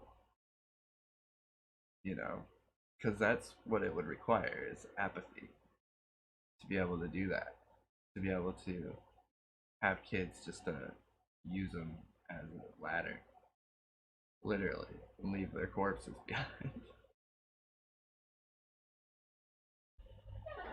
You know, it's a thought experiment, I'd say. I kind of fucked that up. I'm not articulating it very well. I need to smoke more weed. That's what really comes down to. I haven't smoked any weed in a couple hours. That's why I'm rambling about nonsense. So let's do that. Let's vape a ball.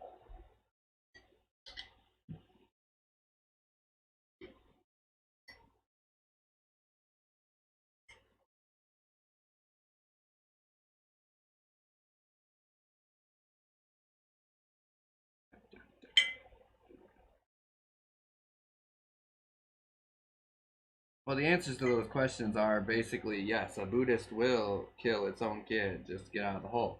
Just like a Buddhist will set himself on fire and kill himself regardless of anybody who might be counting on him or might be in love with him. He has dissected any social relationships he's had personally, but that doesn't mean that he doesn't have other connections out there where people rely on him. You know, and let's say a Buddhist had a bunch of kids. Let's say he had 20 kids, but then became Buddhist, found peace, found his center, found peace. Then what? Kills himself? Forgets about raising his kids? Has 20 kids now out there that he doesn't give a shit about? Could care less. You know? Where's the love go that he has for his kids? Or he has for the rest of humanity? And if he has all this love for humanity and for his kids, then how can he pretend not to have any hate? And, you know, so much of it is just for show. You know, it's contending with your own emotions. We all do that on a daily basis. That's called emotional maturity. And I don't think you need a religion in order to figure that one out. I think that just takes experience, takes practice. Being human, going through the emotions. You know, the more you run from your emotions, the bigger problem it's going to be.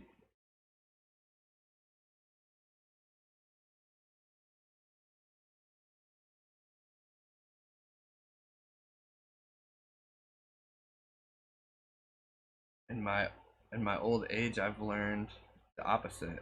Like, I've learned that expressing myself is the best thing I can do, and that when I don't express myself, let's say I feel like I'm being wrong, that I'm not expressing myself in a way that relates to how I feel, then it causes me a lot of discontent in my own head, and cognitive dissonance and shit, probably.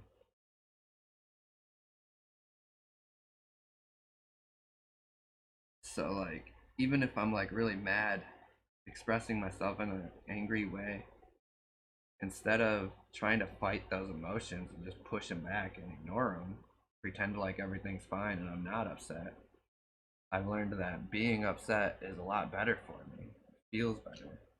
I get closure. I solve problems in those moments. You know,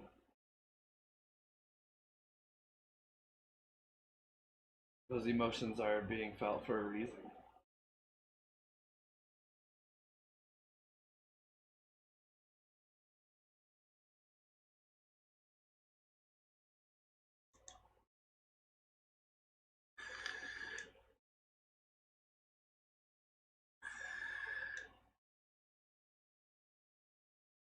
This vape ain't too bad. It's grape, blueberry, grape, grape, blueberry. It's blue grapes.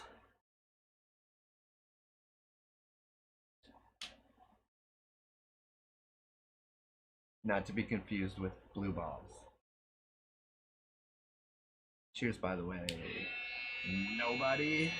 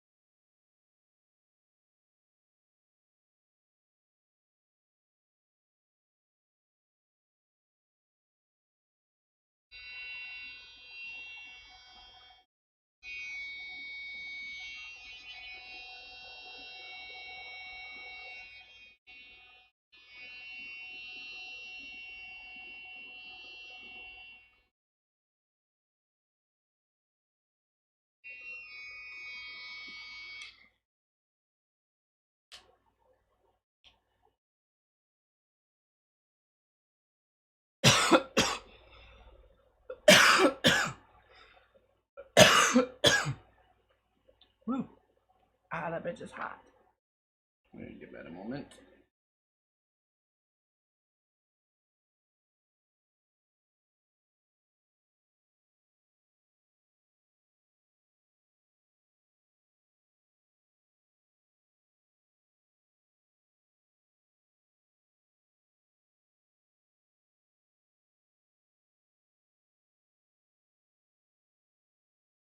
I guess I'll finish this off by saying that they are literally cults because if I was to accept defeat and join a congregation, I would all of a sudden have friends, I would have connections, I would have business connections, I would have fucking. Essentially, what I'm describing is a secret society. Except they're not so secret because they're right out in the public. They have buildings on every fucking corner and they don't pay taxes. So they're not very secretive. But the connections that you make, the fucking blind loyalty that you gain just from being a part of a congregation, people will all of a sudden consider you as a business partner just for being in the same congregation as them. I knew a couple people who worked in different fields and got like the majority of their clientele through their congregation. And so like basically not only do the priests make a career out of joining these cults, but the individual people can make careers out of joining the cults as well. You can create a better life for yourself by exploiting the congregations and secret societies, private societies that are invented by these organizations.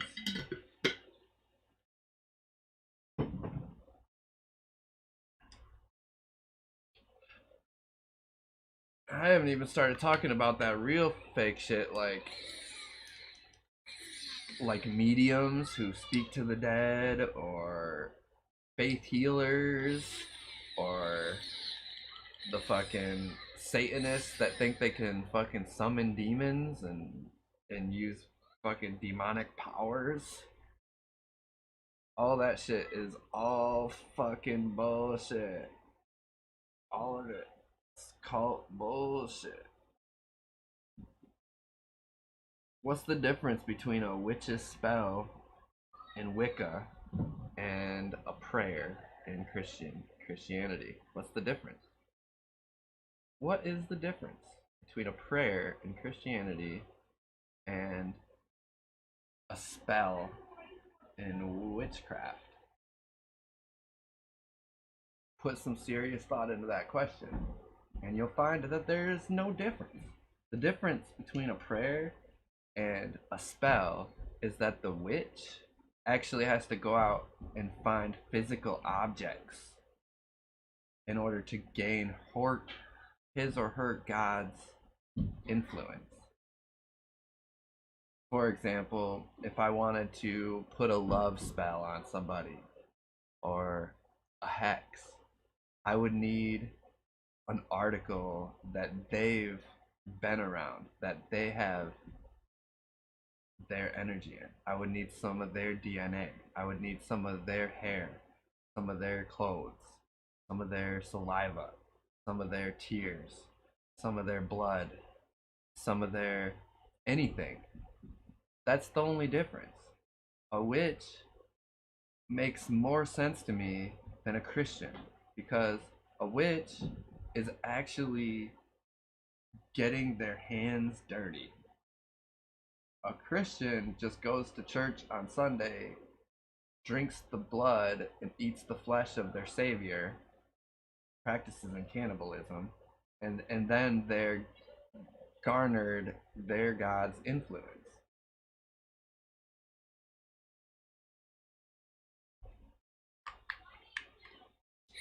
What's the difference? I guess the Christian is better because they don't have to actually go out and sacrifice a fucking animal.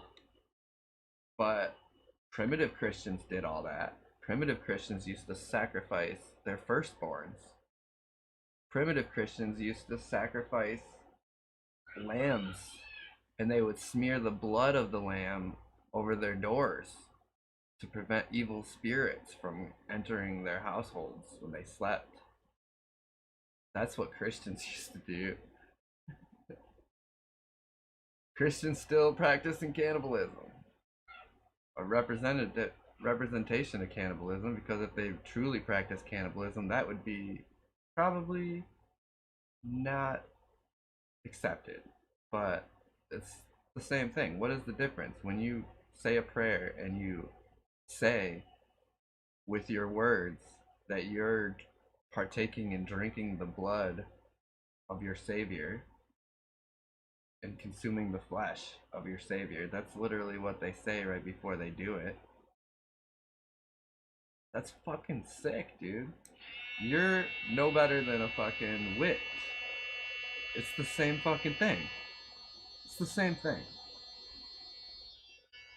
It's literally the same fucking thing.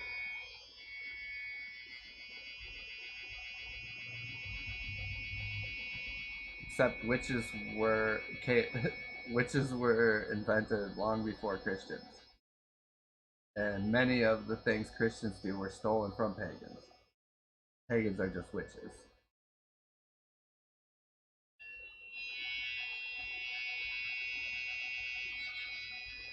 The term pagan actually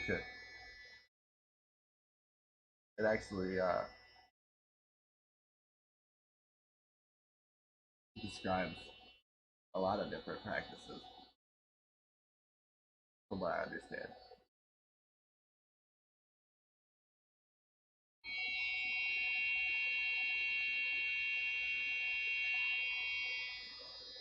So I'm just hitting my vibrator, don't mind me.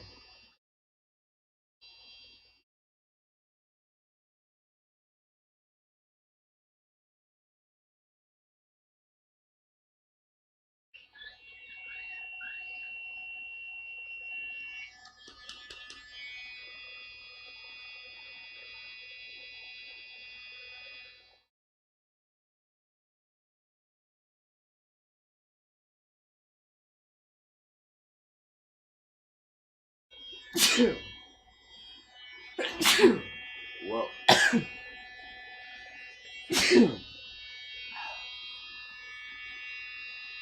Whoa.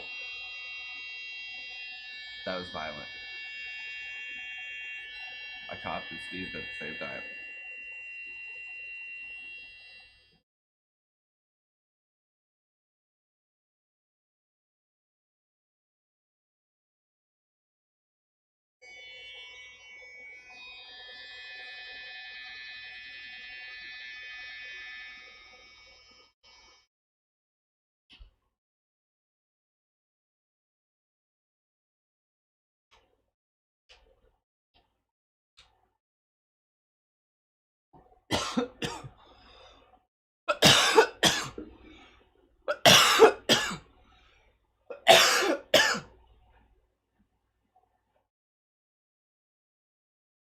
One religious organization helped me out after the fire. They gave us a bucket that had some cleaning supplies for smoke damage. And it was probably worth a good $30. It had a couple bottles, a couple sponges, a couple gloves, 5-gallon bucket. Probably worth like $30. That was quite generous of them. And then the Red Cross helped me with the dumpster. The Red Cross donated like $400 to cover that dumpster. They would have covered a hotel stay for me. That's what that money would have normally went to, but I had a place to stay and I would have liked to stay in a hotel just to fucking have like a good place to sleep. I ended up sleeping on the fucking floor. But I was able to use that money towards the dumpster, which helped out a lot with a lot of the fire damage stuff. The whole garage had to be torn down and shit. So I needed a dumpster. But that was the Red Cross. And the Red Cross is not a religious organization from what I understand.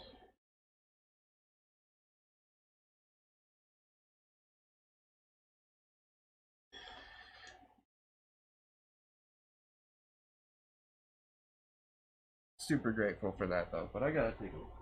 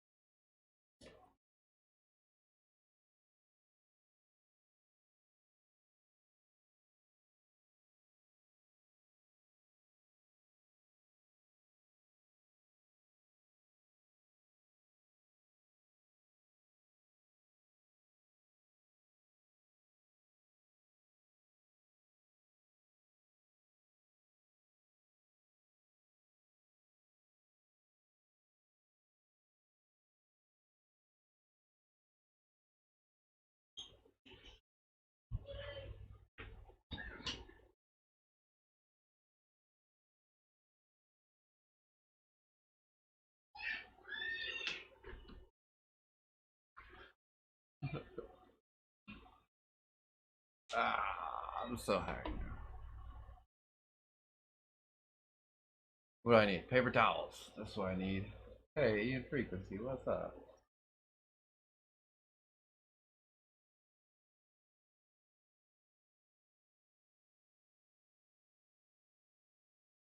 USB and key off eBay? I don't know if I would trust that. Maybe. If it's cheap enough to where it wouldn't be that big of a loss, I would. You're not buying the USB or the copy of Windows. You're buying the product key. So, you know, the USB is nice to have with Windows on it, don't get me wrong, and you can definitely use it, but Windows, the operating system, is free. You can download it right from their website. You can install it and you can use it for free. It just won't be a verified copy of Windows, and you'll have a watermark on the bottom corner of your screen that says, "With this is not a full copy. this is a trial copy of Windows 10. In order to get rid of this watermark, you have to pay for the full thing. And you'll have it on everything. It'll be on top of everything that you do. No matter what, you'll have the watermark. So, again, what you're buying from that eBay purchase is not the USB or the copy of Windows. You're buying the product key. So if you trust that that product key that you're buying wasn't used already, then yeah, it'll be fine. But it's going to come down to that. Is the seller, has he sold a bunch of them, or is he just trying to sell one?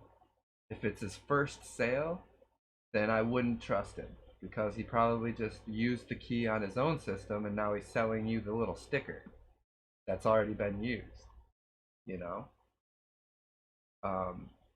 If he has like 10 of them for sale, or has sold 10 of them in the past, then I would trust him a little more, because then I would know that he doesn't need a key himself, and he's probably just trying to make money out of it. And so that means that the key is probably a good one that hasn't been used yet. But in that case, I would trust it. So personally, it would come down to those couple factors: is it a trusted seller, or is it just a one-off kind of deal, or is it, not a lot of money to where if I take the risk, it's not going to be that big of a deal if I lose. Yeah, multiples in stock. Yeah, you might have a lot better chance with those ones, for sure. Because they're just little stickers on the back of this packaging that has the product key. And it's not used until it's registered online. The first person to register it synchronizes through Microsoft's servers with your motherboard serial number. So your motherboard has a serial number embedded into the hardware that the copy of Windows uses. It connects the product key to your serial number on your motherboard. So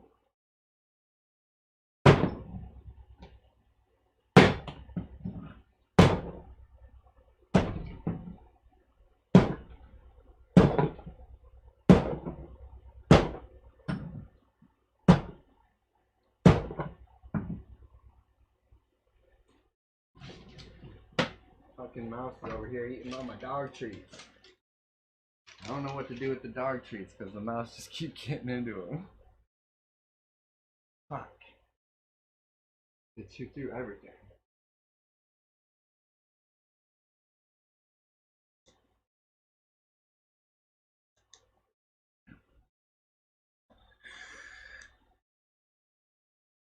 Yeah, $130 is a lot. Like I said, I'd probably just go with the OEM copy.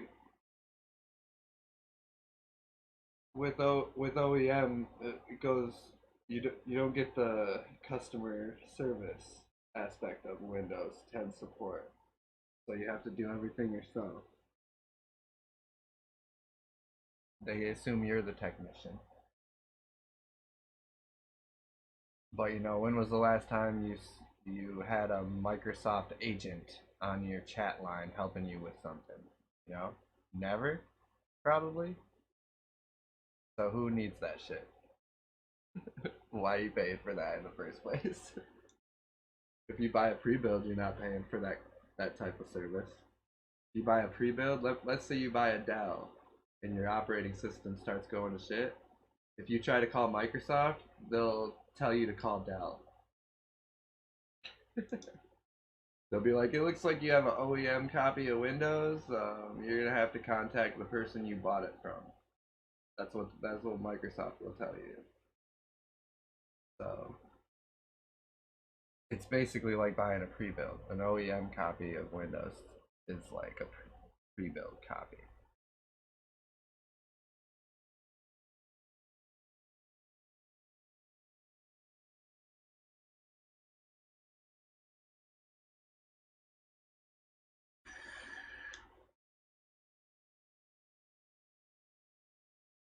But it all comes down to how much patience you have, because no matter what kind of problem you run into, they're almost all fixable. And if you don't know what you're doing, just go to Google and do research.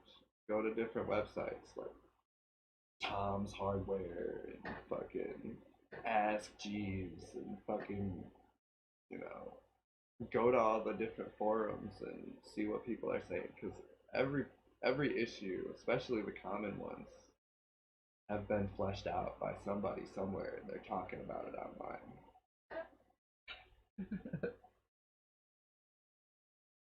So like, if you don't know how to install your Windows, there's guides, there's walkthroughs, there's fucking. If you don't know how to reformat your hard drive, there's guides, there's walkthroughs. If you don't know how to fucking take a USB drive and put a copy of Windows on it to use as a fucking bootable flash drive, then there's a fucking walkthrough for that too. You know?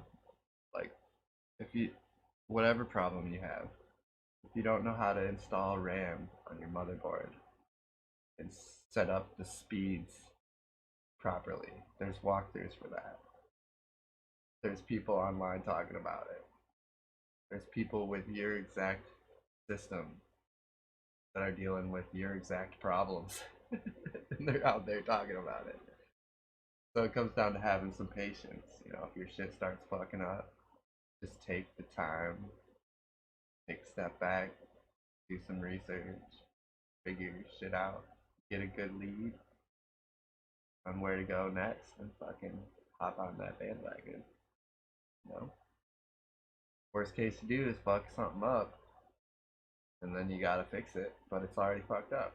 So you already gotta fix it. So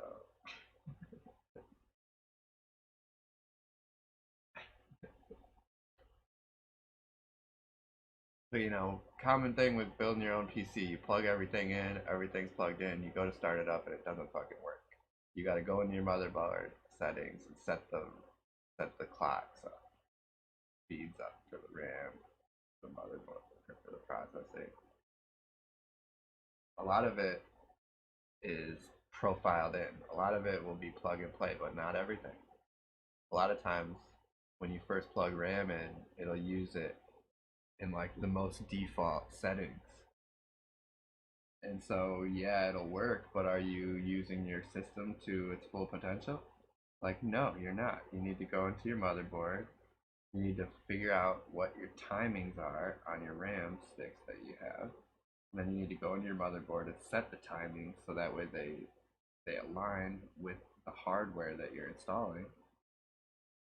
Make sure everything is synchronized and set up, configured appropriately. And then you restart your system and it'll be twice as fast as it was when you first plugged everything in, because now your motherboard is actually operating the hardware properly instead of just as some like default setting. You can notice that when you first plug in a graphics card, because when you first plug in the graphics card, Windows knows how to use a graphics card, but it doesn't necessarily know what graphics card you plugged in. So by default, when you first plug in a graphics card, it's probably going to be in like 800 by 600 resolution. And first thing you do is install the drivers. Windows 10 does all that shit automatically, but you used to have a disk or go to the manufacturer's website and download files and all that shit.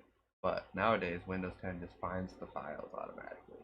So it'll download your NVIDIA drivers automatically, and then it'll restart. And when it restarts, now the motherboard knows exactly what graphics card you have plugged in, and it can operate it to its full potential. And a lot of times you won't even have to change the resolution. Once the drivers are installed, it'll automatically swap over to 1920 by 1080 by default. Unless you have like some badass graphics card that's probably defaulting at 4K, but I doubt it. I imagine that the default's still 1920 by 1080 because of the nature of everything. Is this not still on? Like, dude, I'm gonna fucking slam you with this pickle jar, bro.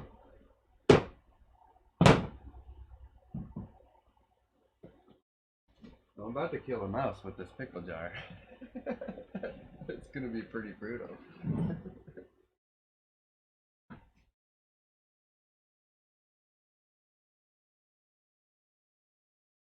I think I need to just let my dog back in for a little while.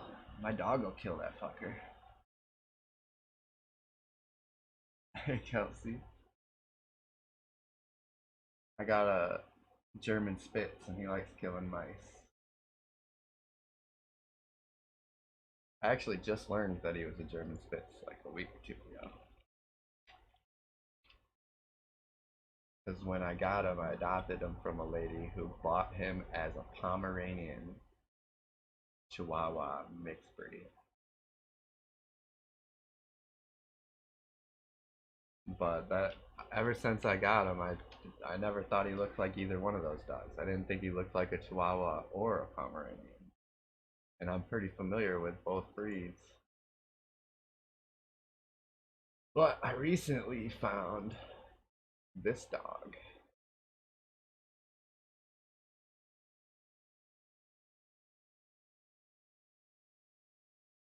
So yeah, this looks exactly like my dog, kind of, in some of these pictures. This one. It's like his tail. He's got the curvy tail. He's got the fucking the little beady eyes, the long snout, the pointy ears, the fluffy ass fur. This one right here literally looks exactly like my dog. Does he yap? Yeah, he yaps. But he doesn't bark at everything. He just barks at like people, animals, squirrel. He barks at things, at stimulus. But yeah, he does bark. Yes. Fucking he hears a noise outside and he's like, "Arr!" Yeah, yeah. But I like that. I don't know what I would do without that because, you know, nobody's gonna show up to the house and sneak in, because my dog's gonna be barking at them. If somebody's like peeking in the windows and making noise, my dog's gonna be fucking at the window barking at him. And so he's like a watchdog. Where the big dog doesn't bark at shit, but he will defend himself. He's a chow and he's kind of vicious. They can be pretty mean dogs. He's old now though, but he never really barked. He would like, go up to people, check them out, sniff them. You know, the little dog, if he don't know you, like protect your nuts because he's gonna be trying to bite your nuts off for the first time he meets you. And I like that because he lets me know. Yeah. The little dog is definitely the one that's gonna bite your dick off. He's not gonna bite your head off. Not that head. Not the head you're thinking. He's gonna bite your other head off.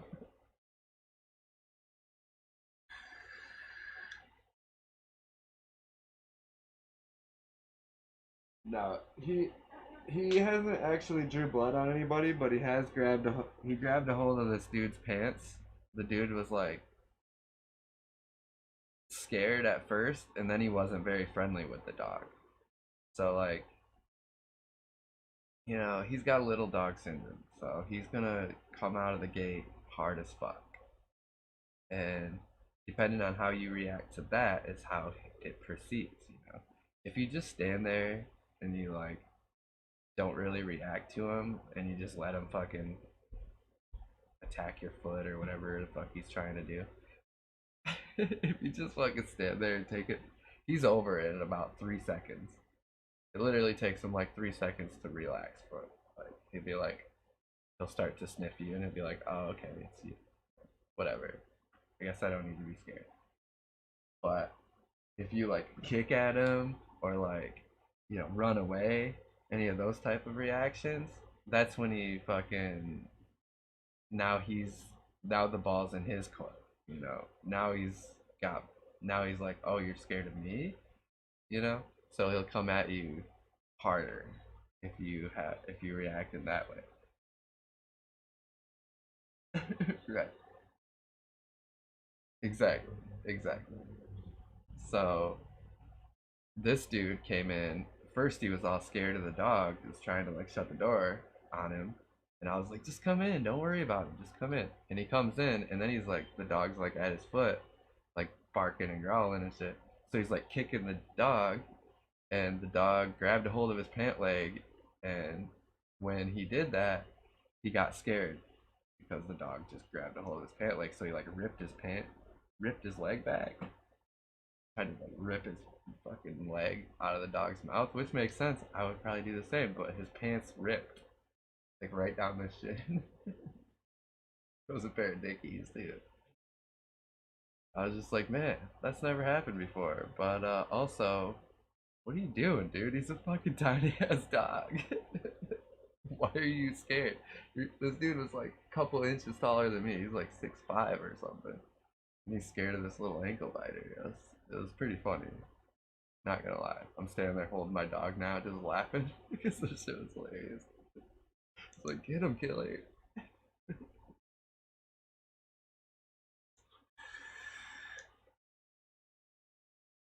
But yeah, little dog syndrome.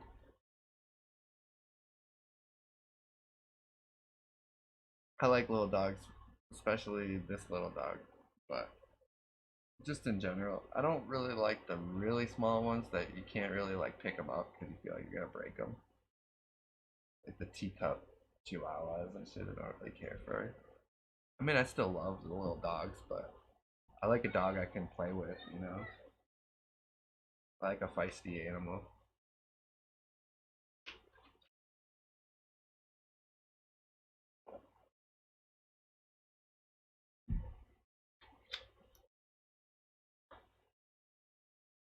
I haven't seen a micro bully. Is that like a pug? Reminds me of a pug. Pugs are awesome, by the way. I've met a few pugs. I've met more pugs that knew how to skateboard than I have met pugs that didn't. And I've also met a boxer and a bulldog that knew how to skateboard as well. But like, I'd say I've probably met like 6 pugs in my life, and 4 of them knew how to skateboard.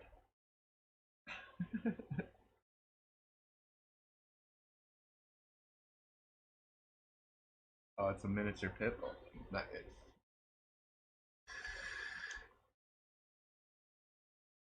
Yeah, I don't know if I've seen one of those. I might have to look that one up.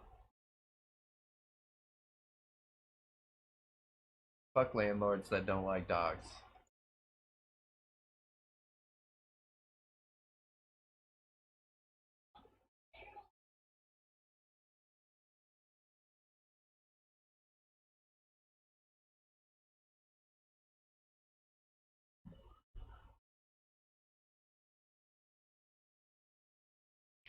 Oh yeah, that's what I was looking up. Miniature pit bull.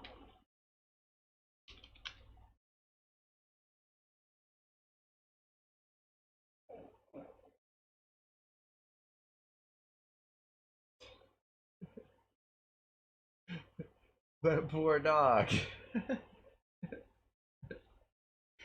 It's so cute, but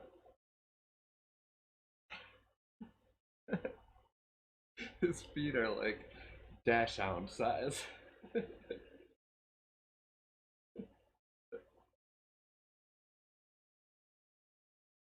That's funny.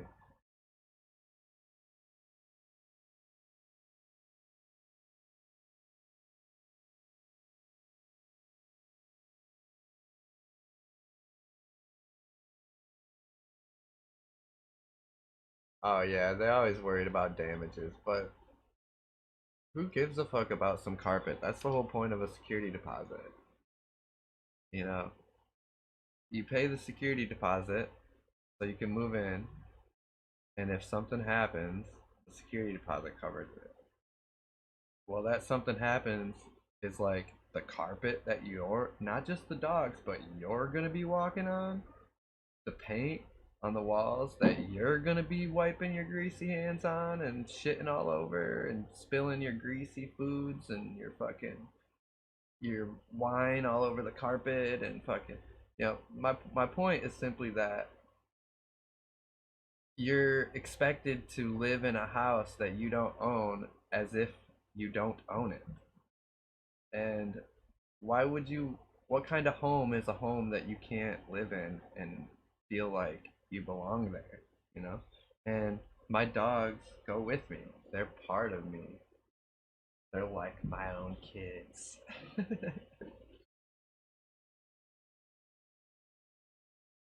He made you pay an extra 300 non-refundable on top of your security just for the cat. Yeah, see, fuck that landlord. That's some bullshit. I'd be pissed. I mean, I get it, but if you're already making me pay to have the animal here, that covers the fucking carpet, motherfucker. You can go get some cheap ass carpet for $50 a yard or whatever the fuck. They sell some cheap ass carpet up at Menards.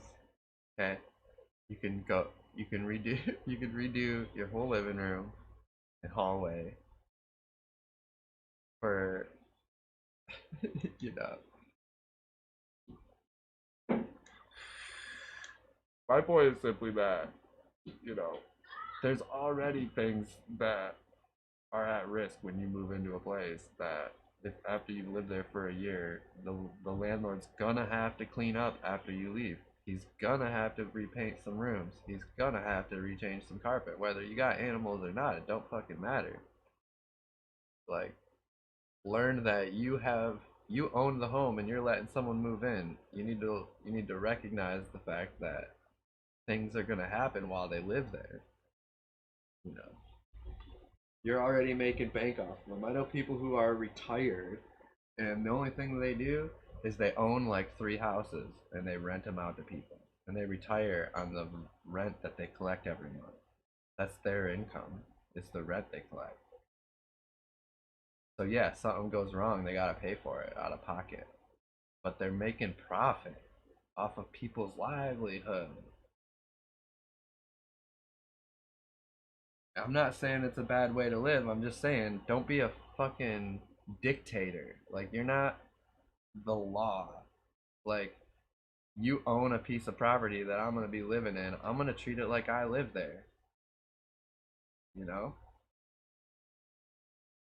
You don't own me, bitch.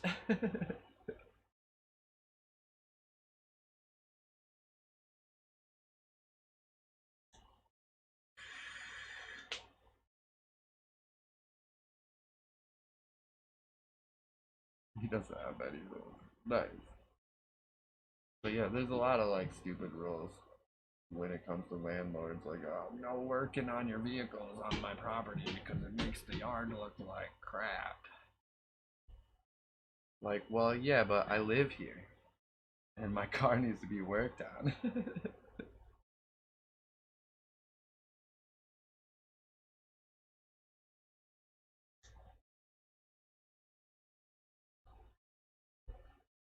That boat's been parked on the side yard for a year, and I told you to move that 6 months ago. I'm gonna start charging you.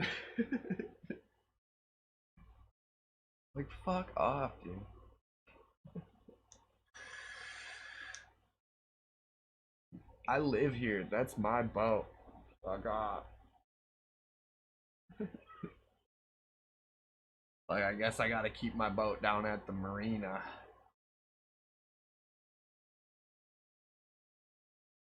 Laws in Vermont that say you can't work on your car in a driveway. How? Is that where you live? Vermont? That's whack.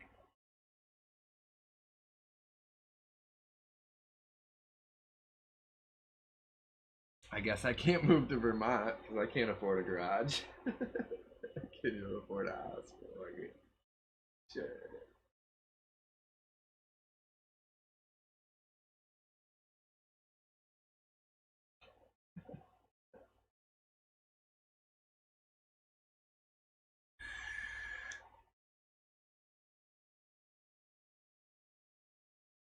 You have to be a certain distance from the road. Yeah, that's pretty weird. Not gonna lie.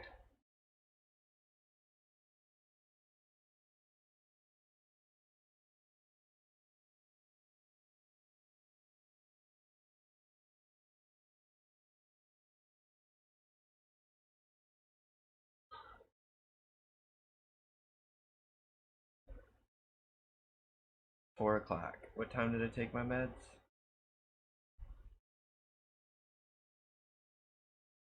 I took them at 9 o'clock.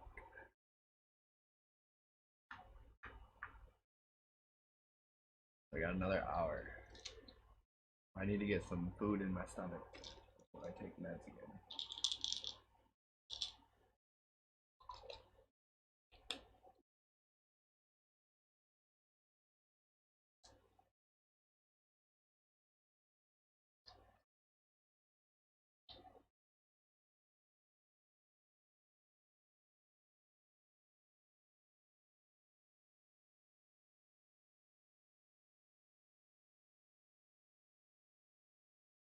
I don't like taking meds. They make me feel like shit.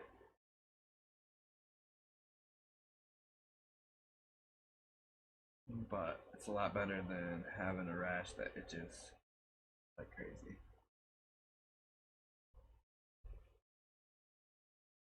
Then eat. I am gonna eat. Yesterday I was talking about making some Pedro Special, which is just a Mexican casserole. A Mexican style casserole. But I don't really feel like shopping. And I'd have to go spend some money on that. Dude. Money that I have but I can't afford. Baby girl.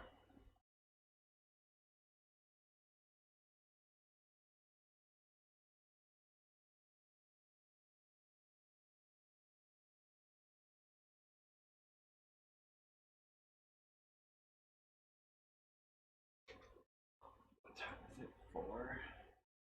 I could probably take the meds right now. 7 hours instead of 8.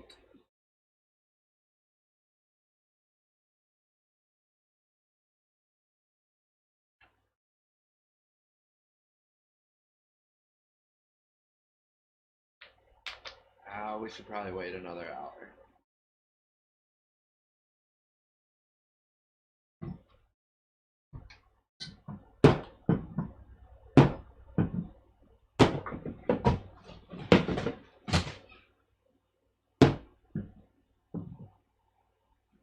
Oh, I knocked a bunch of shit over when I was fucking with the mouse.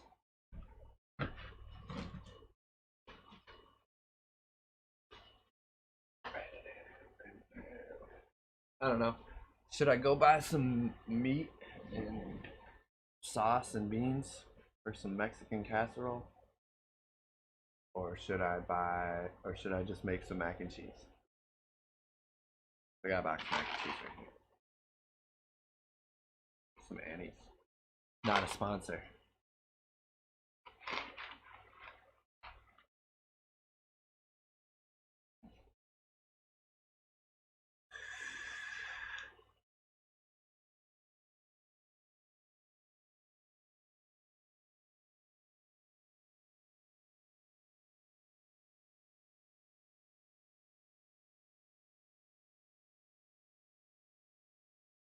Mac and cheese is a lot simpler.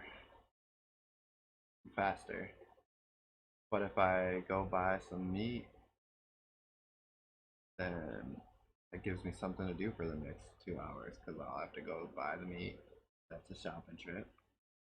And then I'll have to come back and cook it, and that's a cooking stream. So it's like content in a way, right? Not that I can cook and stream right now because I don't have my own place. We've got kiddos that are roaming, and it's not a very stream friendly atmosphere for an adult stream.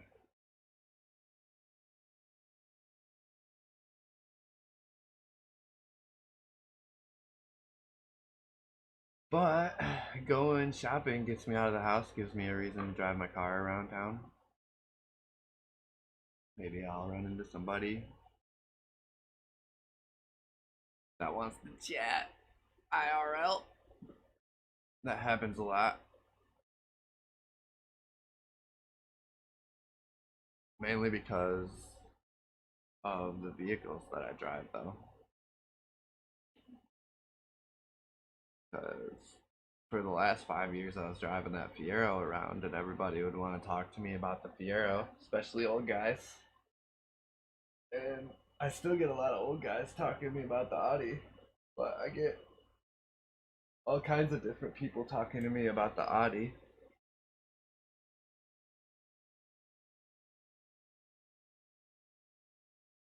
With the Fiero, it was more young kids and old guys.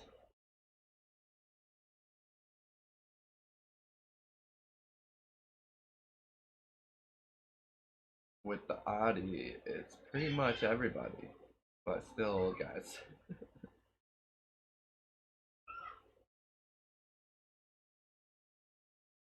It's pretty cool though. Pretty cool. Driving a car that old guys like, respectable ride. I definitely recommend it for anybody who has a hard time being sociable because it breaks the ice. Gives you random conversations randomly.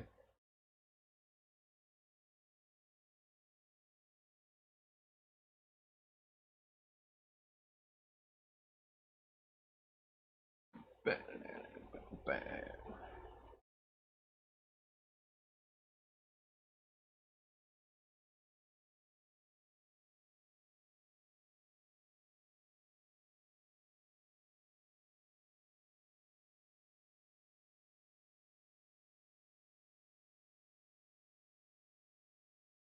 A change of plans, save some money, make some mac and cheese, and then go for a drive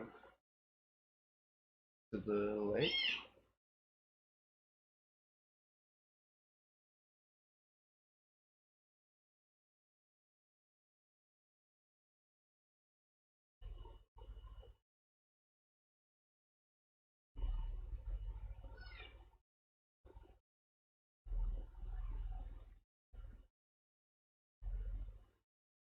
Hmm. What to do?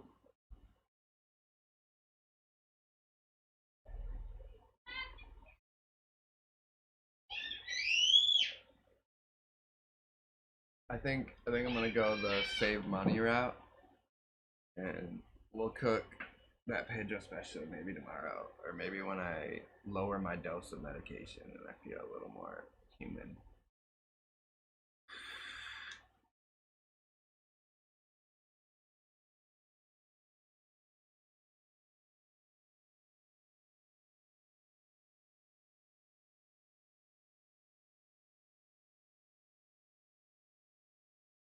So yeah, I'm gonna go boil some water.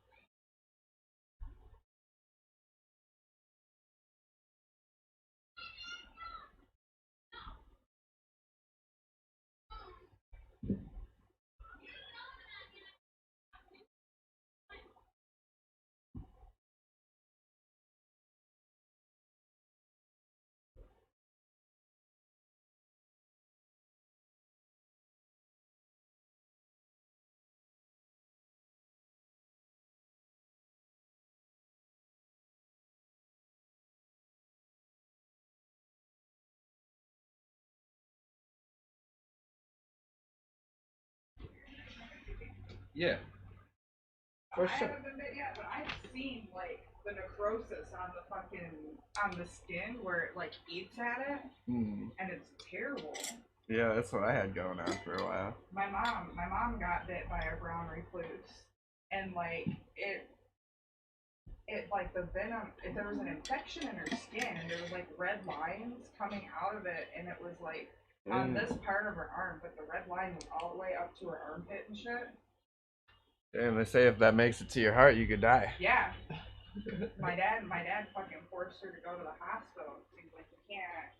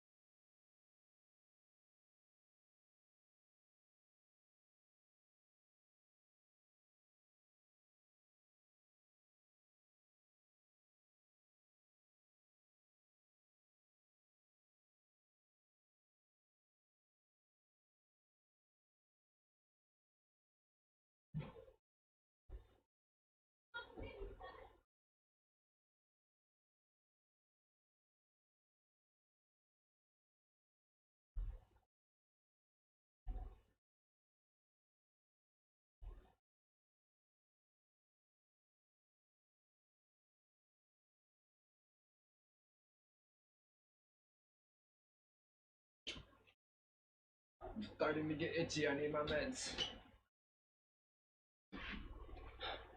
But we got some mac and cheese done. Sorry I was gone for the last 15 minutes. At least that's how long I think it takes to cook.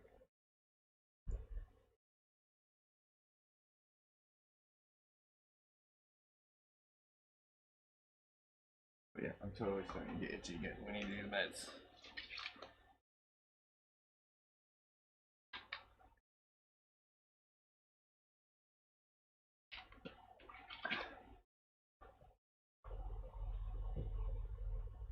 Damn, that's a bad time to come back, because I'm just going to come back and end my stream on YouTube.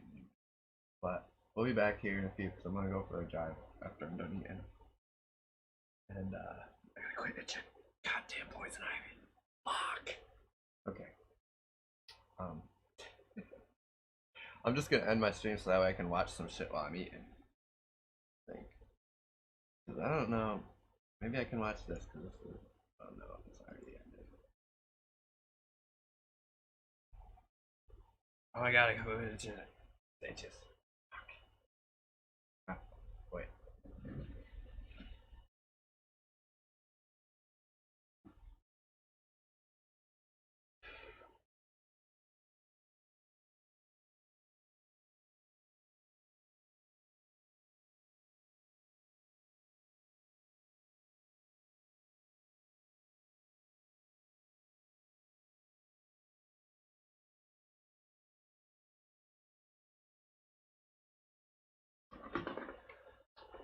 Since it wants to be a little bit and start to get itchy on me, I'm gonna clean it with some hydrogen peroxide, which will damage a layer of my skin.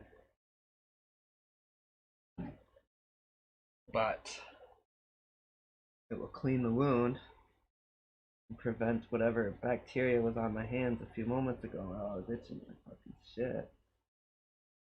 And also it'll dry out. Clean the wounded area.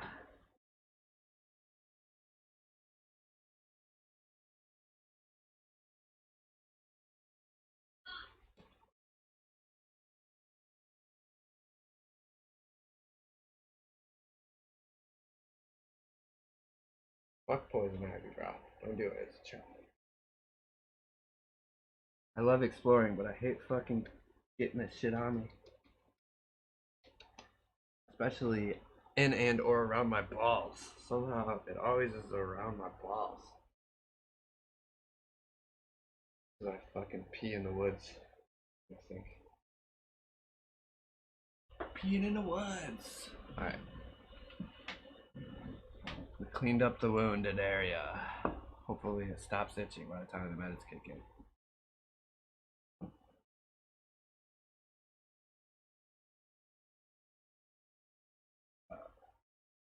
Alright guys, I'll be back here in a little bit on YouTube.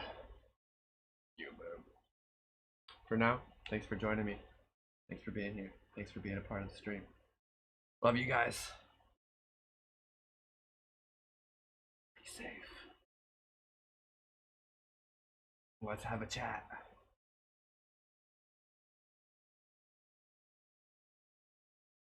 One of these times, we have a chat.